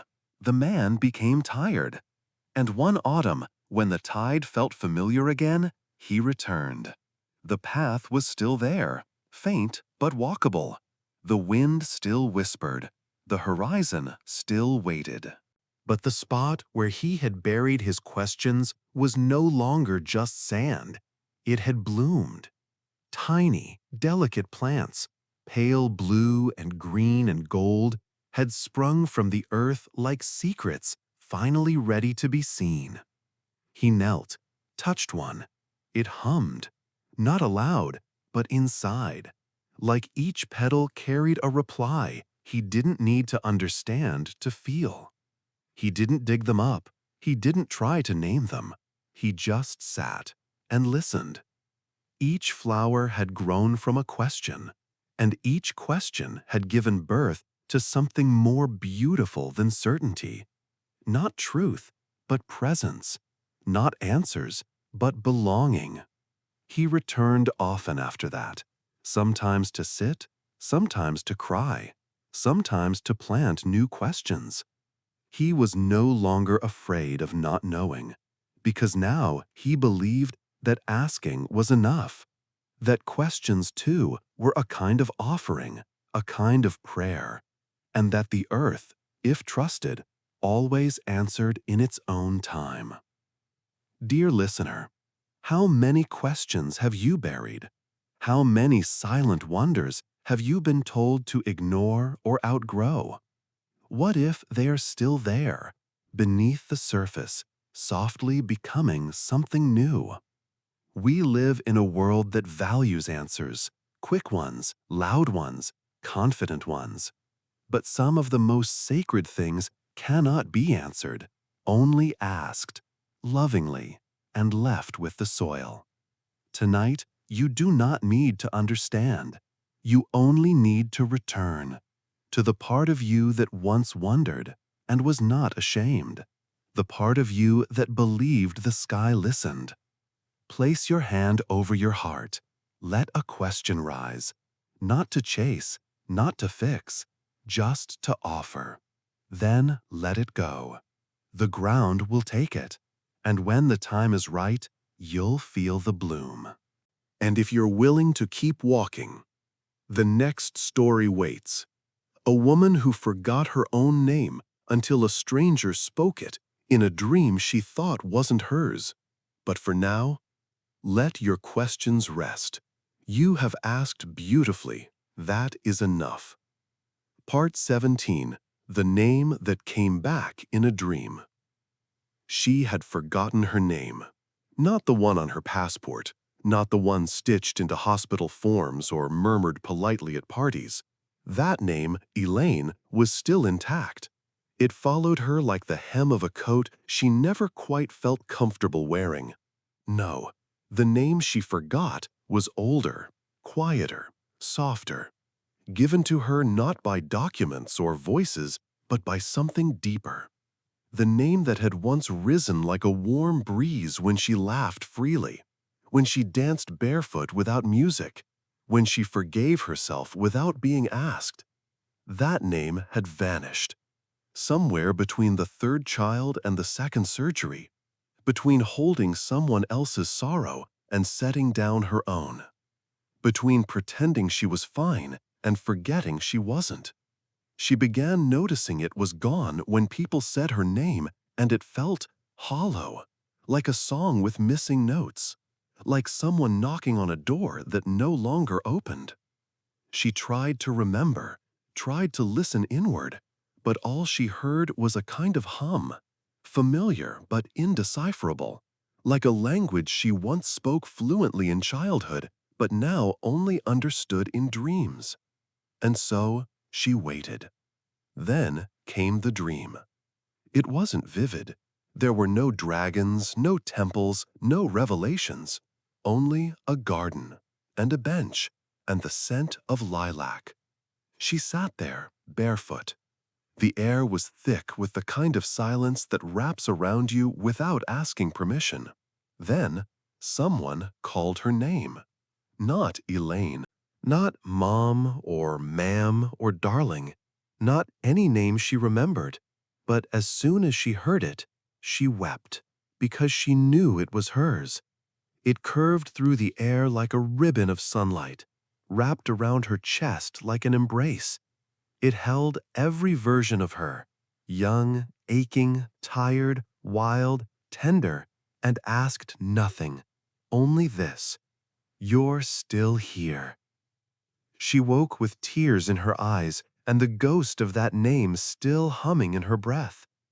The next morning she didn't rush. She sat by the window with her tea, watching the steam curl toward the sky like it too remembered something. She didn't write the name down. She couldn't. It wasn't made of letters. But it changed her. That day she answered the phone more gently. She hugged her neighbor longer. She watered the plants she'd been ignoring. She said thank you and meant it. She said no and meant it too. She didn't become someone new. She returned. Over the weeks that followed, she kept dreaming. Not always of the garden, but always of presence. And always, just before waking, she heard the name. Not loud, never urgent, just there, waiting, like it had always been. She never told anyone, not because she wanted to keep it secret, but because it wasn't something that needed to be shared. It was something to live. So she did. Not perfectly, not suddenly, but quietly, beautifully. She began to hum again, to walk without needing to go anywhere, to smile before remembering why. And sometimes, when the wind moved a certain way, or the scent of lilac found her in unexpected places, she would hear the name again, and she would whisper back, "Yes, I remember now." Dear listener, have you ever lost your name? Not the one the world gave you, but the one your soul whispered before you learned to be afraid? We forget. Under layers of role and duty and sorrow, we forget the sound of who we truly are. But that name, that essence, never leaves. It waits. In dreams, in music, in the hush before waking, in the way your chest lifts when you let go, even for a moment. Tonight, be still enough to listen. Ask, gently, what was I called before the world named me? You may not hear it clearly, but you'll feel it, like a softness in the ribs, like a remembering just beyond reach. Let that be enough. You do not need to speak it, only to live as if you never forgot. And if you're ready to keep remembering, the next story will take you there, to a river that shows not your reflection, but your next beginning. But for now, breathe. Your name is still yours, even in silence, especially in silence. Part 18. The river that reflects what comes next. There is a river not found on any map. It doesn't carve through mountains or separate nations. It doesn't carry boats or rush in torrents. It lies quiet, almost still, hidden in a valley where even the wind walks gently. The locals call it tomorrow's mirror, but few believe it exists. Fewer still have seen it. And those who do, they do not speak of it the same way twice. The river is unlike any other, because when you lean over its banks to gaze upon your reflection, you do not see yourself as you are, not the lines around your eyes, not the clothes you wore that day, not the expression you wore for the world. Instead, the water reveals what is coming, not in clear visions, not in prophecy or detail, but in feeling, the kind that slips behind your ribs and rests there. Not a mirror, but a murmur. Years ago, an old man came to the river. He had spent most of his life trying to undo the past. Regrets wrapped around his spine like vines, pulling him backward, whispering, "If only." His children had grown, his voice had faded, and the world, he thought, had outgrown him. So he came to the valley, not to find answers, but to be alone.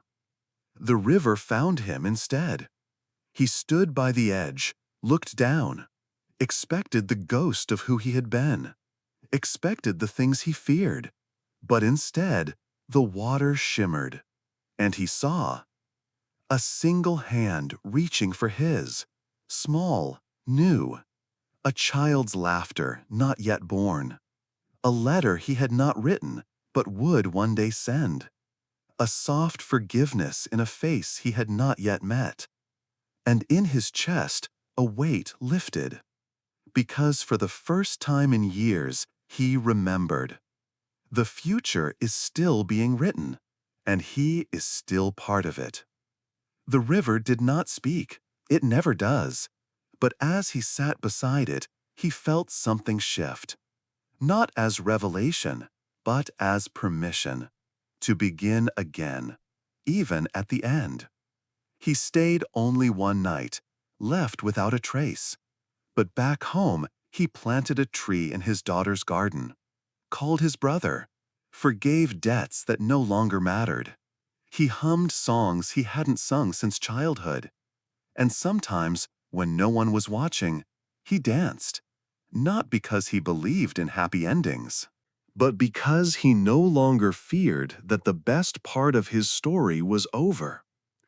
Many who come to the river expect visions. Instead, they receive sensation. One woman saw only light rising over a field she didn't recognize. Another saw an empty room, sunlit and silent, and somehow knew it was hers, and it was peaceful. A young man saw no images at all, but his hands, long clenched in anger, softened. Sometimes it is not what you see, but what you unclench that brings clarity. Dear listener, what if you were to look not backward, but forward? What if your reflection did not trap you in memory, but invited you into becoming? The river lives in more places than valleys. Sometimes it appears in a dream, in a quiet walk at dawn, in a question you almost didn't ask, or in a stillness you finally didn't fill with noise. Tonight, let's visit that river. You don't need to go far. You only need to close your eyes. Take a deep breath in and out. Now imagine a river, not made of water, but of time. Step near, look down. Do not force, do not search. Let the image come, or don't. Let the feeling rise. Whatever you see, or feel, or do not feel, that too is the river speaking. It never lies, but it never rushes. Stay here a while. Let it hold you. And when you're ready, we'll continue. Next, we'll follow a path made of silence where a monk buried all his words so that truth could find him. But for now, let what comes come. Let what doesn't stay. The river has seen it all, and still it flows. So will you. Part 19. The Monk Who Buried His Voice. Long ago, in a monastery that sat so still even the clouds moved slower above it, lived a monk who had not spoken for 30 years. He was not old when he took his vow, not yet 30 in fact, but he had seen enough of the world's noise to believe that truth, real truth, could never be heard in the clamor of voices. So he buried his voice, not in a ritual, not in drama. He simply stopped using it. Each morning he bowed to the sun and did not name it. Each evening he thanked the moon and did not praise it aloud. And every night he folded his words like linen and placed them in the drawer of his heart. Other monks found peace in chanting, in debate, in gentle laughter. But he found his peace in the hush between sounds, in the breath between questions, in the space where nothing pressed forward to be explained. He became a keeper of quiet. Visitors came from villages far away just to sit in the same room with him. Some were healed, some wept, some simply left with lighter feet, as if silence had scrubbed something off their souls. But silence has weight, and the longer you carry it, the deeper it sinks into your bones. He never regretted his choice. Yet one day, as snow dusted the ground in soft sighs, a boy arrived, unannounced, uninvited, and utterly lost. The boy could not have been more than 7, his coat too thin, his eyes too wide. And though the monk offered warm food and fire, the boy wanted only one thing. "Tell me a story," he said. The monk bowed, smiled, and said nothing. The boy frowned. "Everyone has a story," he insisted. "Even the wind." The monk nodded. "Then why don't you speak?" The monk looked into the fire. The flames crackled. The kettle sang. The silence grew. But the boy did not grow bored. He stayed. He returned the next day, and the next. He brought stories of his own, of trees that whispered at night, of shadows that weren't scary if you waved at them first, of his mother's lullabies and how he remembered the way her hair smelled, but not her name. And the monk listened. For the first time in decades, he did not sit alone in his silence. On the seventh day, the boy said, "You don't have to speak your story. Just think it. I'll listen." And so the monk did. He thought of the day he stopped speaking, of the heartbreak before it, of the hunger that silence filled, of the words he had almost spoken to someone he loved once, but didn't. And in that thinking, in that shared stillness, the boy began to cry. Not loud, just two soft tears. Then he whispered, "I hear you." The monk's heart cracked open, like a shell softened by years beneath the tide. And for the first time in 30 years, he spoke. Not loudly, just a whisper. "Thank you." The boy smiled. "Everyone has a story," he said again, "even the ones we never say out loud." The monk nodded. "Especially those." After that, the monk still kept silence. But it was no longer a hiding place. It was a garden, where words bloomed only when needed, where presence mattered more than explanation, where a look, a touch, a breath became whole sentences. He never told the world his story, but he lived it more fully than ever. And the boy? Well, he grew up telling stories he never quite understood, but always felt were true. Because once, in a quiet place, he heard a man speak without using his voice. Dear listener, there are stories inside you that no one has ever heard. Not because you're keeping them from the world, but because you've been keeping them from yourself. They are not secrets. They are seeds, waiting. Some need words, others need time, and some simply need silence. Tonight, you don't need to speak. You don't need to explain. You only need to sit with the story inside you that is still blooming. Close your eyes. Let the words come, or don't. Let the silence tell it for you. It knows how. And if you listen gently, as the boy did, you may hear someone else's silence too. And in that quiet space between you, something ancient and kind will speak. Not to your ears, but to your being. And that is enough. Part 20. The bridge that wasn't there until you stepped. There is a village nestled in the cliffs where the wind speaks more often than the people. To reach it, one must cross a canyon so wide it seems the sky itself fell open. There are no maps, no rails, no signs of a path.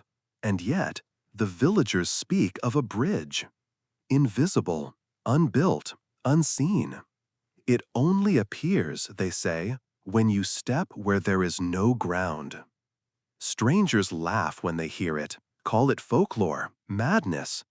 But those who have crossed the canyon, they never laugh again.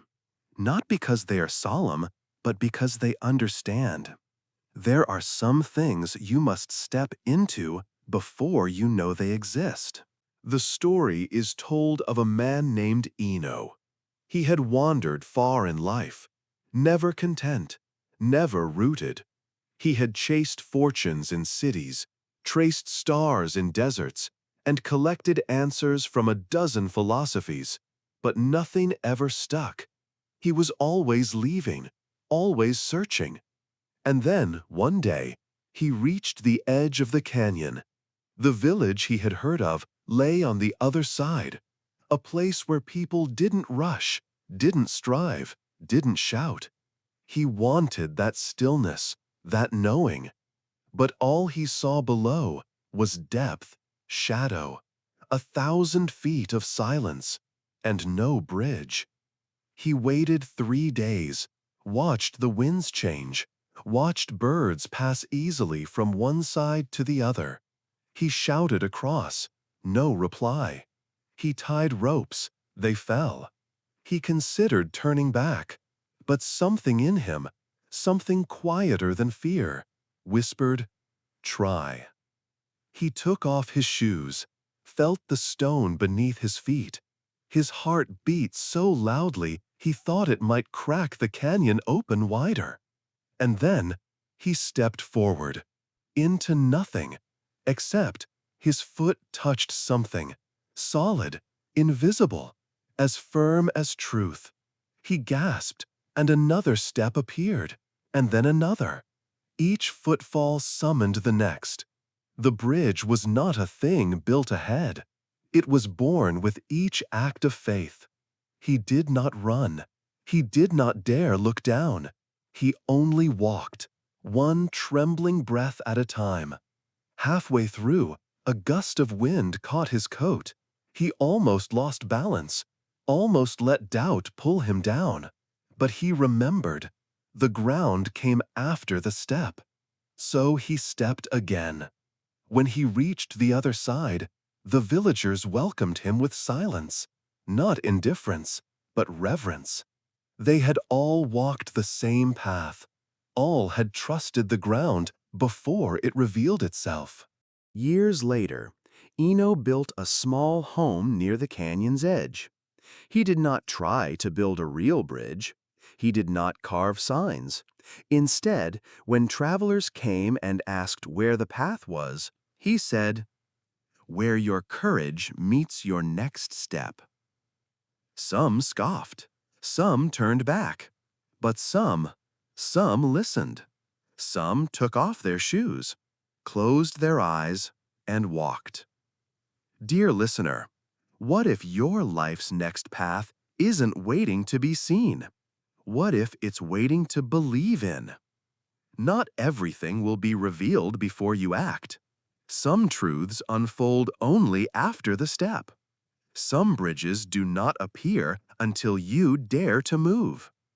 You may be standing now at the edge of something vast, uncertain, terrifying. But that doesn't mean there's nothing there. Maybe the bridge isn't built because it was never meant to be built by hands, only by faith. Tonight, close your eyes. Picture the canyon. Feel the wind. Now feel your foot, hovering above the edge. You don't have to step yet. Just know that the moment you do, what you need will rise to meet you. It may not look the way you expect. It may not carry a name, but it will hold you. Because your next life, the one waiting beyond the fear, has already heard your footsteps, and it is ready. Part 21. The Bell That Only Rang in Silence. There was a monastery carved into the ribs of a mountain. Its walls breathed mist. Its halls echoed the hush of the sky. And in its center stood a bell, tall as a man, forged from metal no one could name. It had no clapper, no rope, no mechanism, and yet it rang. Not often, not predictably, and never when someone tried. They called it the Bell of Listening because it rang only in silence, not silence of lips, but silence of self. You could not coax it, you could not command it. The bell chose its own moments, and when it rang, it was not heard by the ears, but by the bones. A low hum, as if the world itself was remembering something it once forgot. Many monks tried to discover its secret. They meditated, they fasted, they sat before it in stillness for days without speaking. But nothing came, until they stopped wanting it to. One novice named Tama was different. He did not sit before the bell to seek truth. He came because he was lonely, new to the monastery, new to silence, new to himself. The others had poise, had knowing. He had doubt. So he sat by the bell not to listen to it, but to himself. And in that raw quiet he wept. Not loudly, just enough. Just enough to let his walls melt. And then the bell rang. Not loudly, not harshly. It bloomed, a tone so pure it felt like light turned into sound. Tama gasped. He looked up. No one was near. No monk had struck anything. No wind had passed. And yet the air shimmered with the echo of something holy. He did not tell anyone, not because he feared disbelief, but because the moment felt too sacred to label, too intimate to explain. It was not his moment. It was a moment that belonged to silence itself. Years passed. Tama grew. He no longer sought the bell, no longer chased stillness. Instead, he practiced presence in the garden, in the kitchen, in conversations, and sometimes, in the midst of chopping vegetables or folding a robe, the bell would ring, soft, Clear. It taught him that silence is not the absence of noise, but the absence of grasping. When one stops reaching, truth arrives. Other monks began to understand. The bell had never wanted attention, it wanted reception. It waited for the moment when no one tried to deserve it, when someone simply was. One day a visitor came, a scholar, a loud man. He boasted of having read every sutra, of knowing the name of every bodhisattva. He stood before the bell and declared, "I am ready to hear your wisdom." The bell said nothing. He bowed elaborately, chanted, burned incense. Still nothing. He stumped away. "This is foolish," he scoffed. "A silent bell, what nonsense." As he passed Tama in the corridor, he asked bitterly, "What does that bell mean anyway?" Tama smiled gently. "It means," he said, "that some truths only appear when no one is watching." Dear listener, there are bells in your life that cannot be rung by effort. Moments of clarity, peace, truth. They do not arrive by command. They arrive when the grasping ends. When you no longer seek to possess the lesson, but allow it to bloom in stillness. Tonight, you don't need to solve anything. You don't need to earn peace. You only need to make space. Let the noise of the day settle. Let the winds inside you still. And if a bell rings, not outside, but somewhere within, let it ring. Not as a sign of success, but as a whisper of return. Return to yourself. Return to stillness. Return to that which needs no reason. Because when silence becomes your friend, truth no longer hides. It sings. Part 22. The Lantern That Burned Without Flame. In a village that had no name, because names never lasted long, there was a shrine, small, round, built of weathered wood and stone that smelled of rain. Inside it hung a single lantern. It was not large, not ornate, but it was known, because it glowed, not with fire, not with oil, not with any light the villagers could explain. It simply shone, softly, quietly, but only in one circumstance, when the person holding it knew where they were going. The lantern did not care about roads. It did not need maps. Its light responded not to direction, but to intention. Many travelers had tested it. Some held it high, hoping to light a shortcut. Nothing. Others wandered, whispering prayers for signs. Still dark. But when someone walked with clarity, not arrogance, but deep, silent knowing, the lantern would glow, and the path, once hidden, would softly reveal itself. The elders said it had been there since before the village, that the shrine was built around the lantern, not the other way around. No one knew who made it. No one knew what kept it glowing. But all agreed on one thing. You could not fake your way into its light. One year, a young woman named Omi came to the shrine. She had walked for 3 days from her mountain home. She carried nothing but a satchel of tea leaves and the question that had haunted her since youth. Why am I here? Not just in the village, in the world. She had tried many paths: gardening, sculpture, teaching. Each felt close, but never quite right. And now here she stood, before a lantern that might light the way home. She reached out. It remained dark. She closed her eyes, breathed deeply. "I don't know where I'm going," she whispered, "but I want to know." Still, darkness. She camped nearby that night, dreamed of blank maps and silent compasses. The next morning, she returned, knelt, waited, not hoping, not pleading, just listening, inside herself, and then a small flicker. The lantern glowed, faint, like the first star at dusk.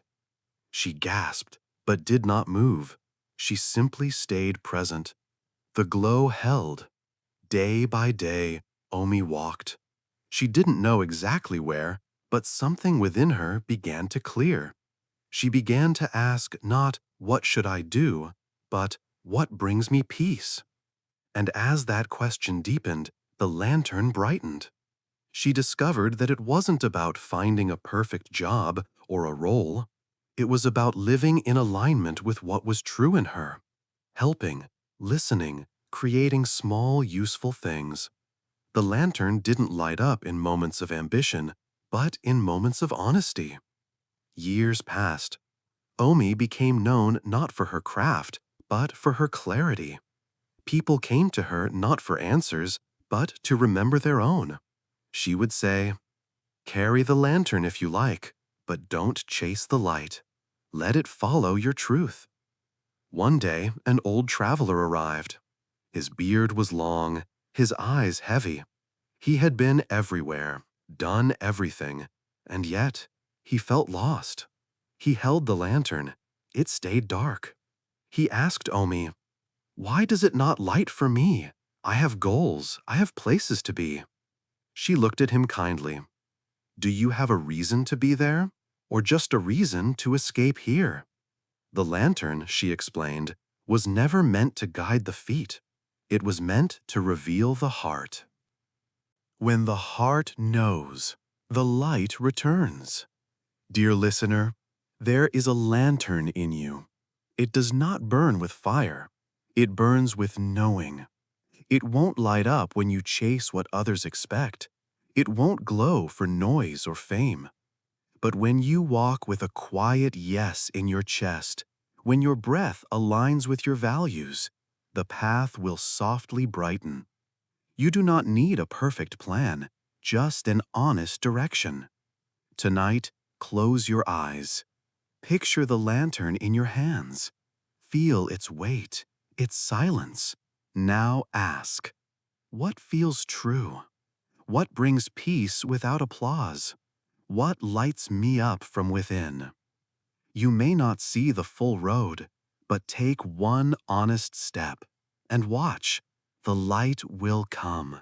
Not all at once, not in a blaze, but enough for you to keep walking.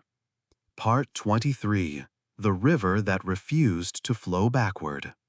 In the eastern province of a forgotten kingdom, there was a river known simply as One Way.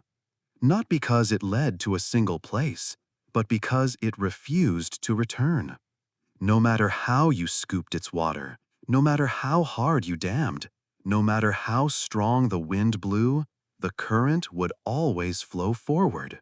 Always. Even when the rains fell in sheets, even when men tried to redirect its course, it had a memory of only the future. Villagers spoke of it in hushed voices. Travelers feared to cross it, not because of depth or danger, but because of what it revealed. They said it showed people what they could not undo.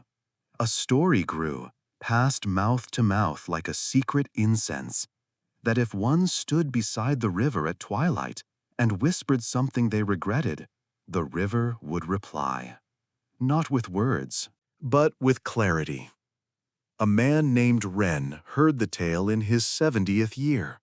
He had lived a full life, built things, broken things. But now, as his joints stiffened and his nights grew long, his heart swelled with one ache. What if I had chosen differently? He had loved someone once, deeply, but pride had built walls. Years had thickened them, and now it was too late, or so he believed. Ren walked for 3 days, his feet slow but steady. He reached the river just as the sun kissed the horizon. It shimmered gold, not like fire, but like memory softened by time. He stepped close. The river hummed, not with sound, but with presence. He whispered, "I should have said I was sorry. I should have gone back." The river did not speak. It flowed, steady, unmoved. Ren dropped a small stone into the current. It vanished quickly, as though swallowed by now. He sat beside it for hours. No answers, no signs. But slowly, his breath deepened, and a thought arose. Perhaps life, like this river, only knows how to move forward. Not in denial of what was, but in service of what still can be. He did not leave with peace, not immediately, but something had shifted. He no longer wished to go back. He wished to go on, not to erase his past, but to live so fully in the present that nothing else needed rewriting. Years later, a boy asked him, "Why do you visit that river every spring?" Ren smiled gently, "Because it teaches me how to live." They say the river was fed by unseen springs, that it began from a source no one could find. Some believed it was fed not by water, but by time itself. And so pilgrims came, not seeking answers, but release. Each left behind a regret, a word unspoken, a road not taken, a kindness delayed too long. And the river, in its unwavering course, took them all and carried them onward, not to forget, but to cleanse. Dear listener, how many times have you looked back and wondered, what if I had said more? What if I hadn't left? What if I had stayed? But life, like this river, flows one way, not because it's cruel, but because it's wise. It knows that healing happens not in the past, but in this breath, this choice, this step. Tonight, release the stone you carry, that regret you cradle. Turn it gently in your palm, whisper it to the current, and let it go. The river will not judge, it will not pause, but it will carry it, so that you, precious traveler, can walk lighter. Let your soul follow the current, forward, always forward, not because the past was a mistake, but because the present still holds everything you need to begin again. Part 24. The Monk Who Forgot His Name. There was a monastery so old no one remembered when it was built. It stood at the edge of mist and pine, on a ledge of rock where the clouds came to rest. No paths led to it, only intuition. And in its heart lived a monk who had forgotten his name. He had not been born there, nor sent there. He had simply arrived one morning, decades ago, with no shoes and a single bowl. The others asked his name. He smiled. I do not remember, but I remember stillness. They called him the Nameless, and over time that became enough. He did not teach, he did not lead. He swept the courtyard, lit the lamps, tended to the moss with such reverence that time slowed around him. But those who met him never forgot the moment, not because of what he said, but because of what they heard in themselves. Pilgrims climbed the stone steps for days, some with aching limbs, some with aching hearts. They came with questions. What is my path? Why do I suffer? How do I let go? He listened, silently. Sometimes he poured them tea. Sometimes he simply watched the sky. And in his silence, they found answers, their own. A warrior once came, heavy with shame. He had survived wars, but not himself. He knelt before the monk. I have done terrible things, he said. I wear names I cannot escape. Killer, monster, ghost. The monk looked at him for a long time, then said, Then let us be nameless together. And the man wept for the first time since he had become a soldier. Another day, a young woman came, lost between choices, crushed by the weight of expectations. She had studied everything. She had done nothing that felt true. She asked, How do I know who I really am? The monk handed her a small mirror. In it, she saw her eyes, not as judgmental tools, but as windows. She said nothing, but something inside her shifted. Later, she wrote in her journal, He did not answer me. He dissolved the question. The monk aged, but never slowed. He moved like water, tended like earth. He had forgotten what the world called him, but remembered everything that mattered. One evening, a new student arrived at the monastery, eager, trembling, full of words. Master, he said, I want to become like you, still, empty, enlightened. The monk smiled. Then forget yourself. Forget? The student asked. My thoughts? No, the monk said gently, your name. And that night the student sat outside alone, wrote his name in the dirt, then slowly wiped it away. He did not vanish. He became visible to himself. The nameless monk never claimed to be wise, but his presence was a mirror, so quiet you could hear your soul in it. Years later, the monk passed. No funeral was held. Only a silence so deep the wind paused. His robe was folded. His broom leaned where he left it. A small plaque marked his stone. Here lived the one who remembered you when you forgot yourself. Dear listener, have you ever asked, Who am I really? And have you ever noticed how quiet that question becomes when you stop trying to answer it with words?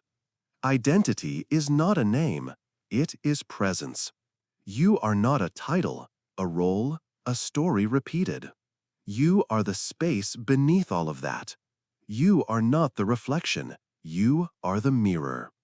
Tonight, imagine sitting beside the nameless monk. No words, no masks, no performance. Just breath and being. And in that stillness, feel yourself return, not to who you're supposed to be, but to who you've always been beneath the names. Rest in that knowing. Let it hold you. Let it whisper not what you are, but what you are not. And sleep, dear soul, not as someone with many names, but as one who finally doesn't need them. Part 25. The Bell That Only Rang in Silence. At the crest of the farthest mountain, where even the wind bowed in reverence, stood a temple built of nothing but presence. It had no walls, no doors, no statues or scriptures. Only a single bell hung from a beam of age-smoothed cedar, suspended in the open air like a breath never quite released. They called it the silent bell, and it had never been heard ringing, not once, not by monks, not by birds, not even by time itself. Yet legends whispered that when the bell rang, truly rang, one would hear the secret of life. Many came. Some brought gongs to strike it. Others shouted mantras. Some even tried machines and science. But the bell never moved, never sang. It stood like a riddle wrapped in air. One young woman, Mara, climbed the mountain with a heart full of noise. She was not a monk. She had never meditated. But grief had sent her where logic had failed. She had lost her child, her laughter, her will to stay. And so she climbed, hoping for something, anything. At the summit, she found the bell, just as the story said. She touched it. It was cool, still, utterly unmoved.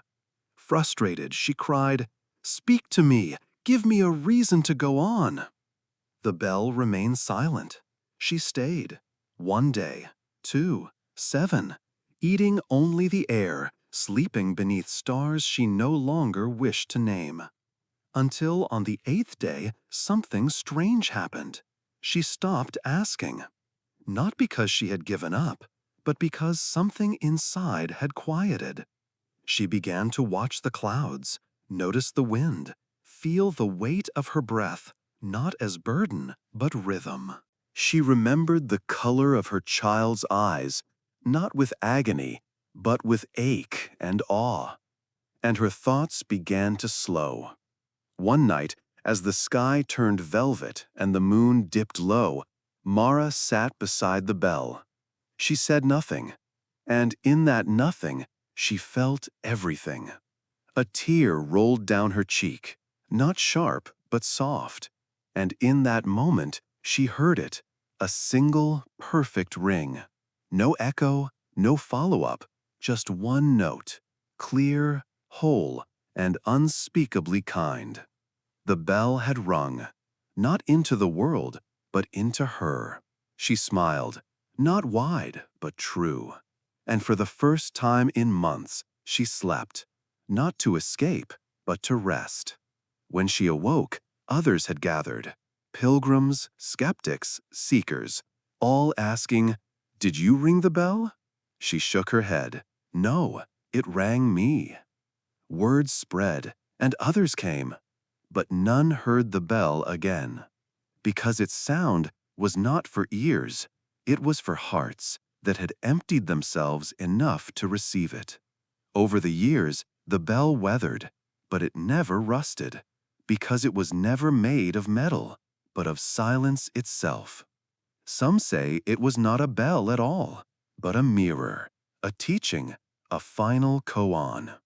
When you make no sound, you will hear everything. Dear traveler, you've walked with me through mountains, rivers, monks, and mirrors. You've listened not just with ears, but with your breath, your ache, your stillness. And now, as you lie in the hush between night and dream, ask yourself, what is the bell within me waiting to ring? You cannot force it. You cannot beg it. You can only become quiet enough for it to reveal itself. Tonight, do not seek meaning like a hunter.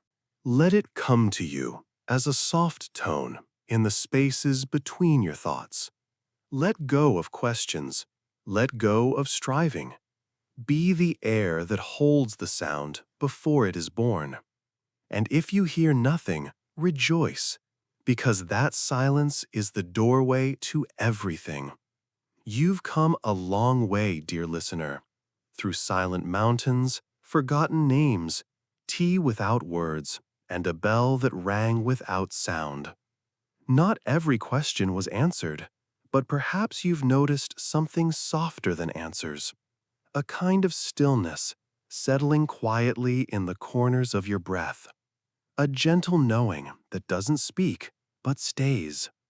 And maybe now you feel a little less lost, a little more like yourself, not the version with titles or stories, but the one who simply is, who sees, who feels, who knows, even when there are no words for it.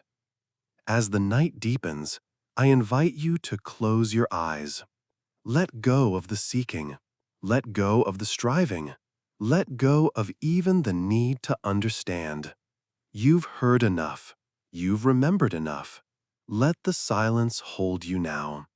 If these stories touched something in you, if they reminded you of who you are, who you've always been beneath the noise, know that this space will always be here, waiting, welcoming, wordless.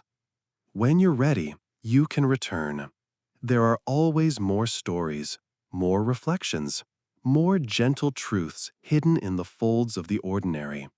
Until then, sleep well, sleep deeply, sleep as the one who no longer needs to search to know they are home. You are not alone. You never were.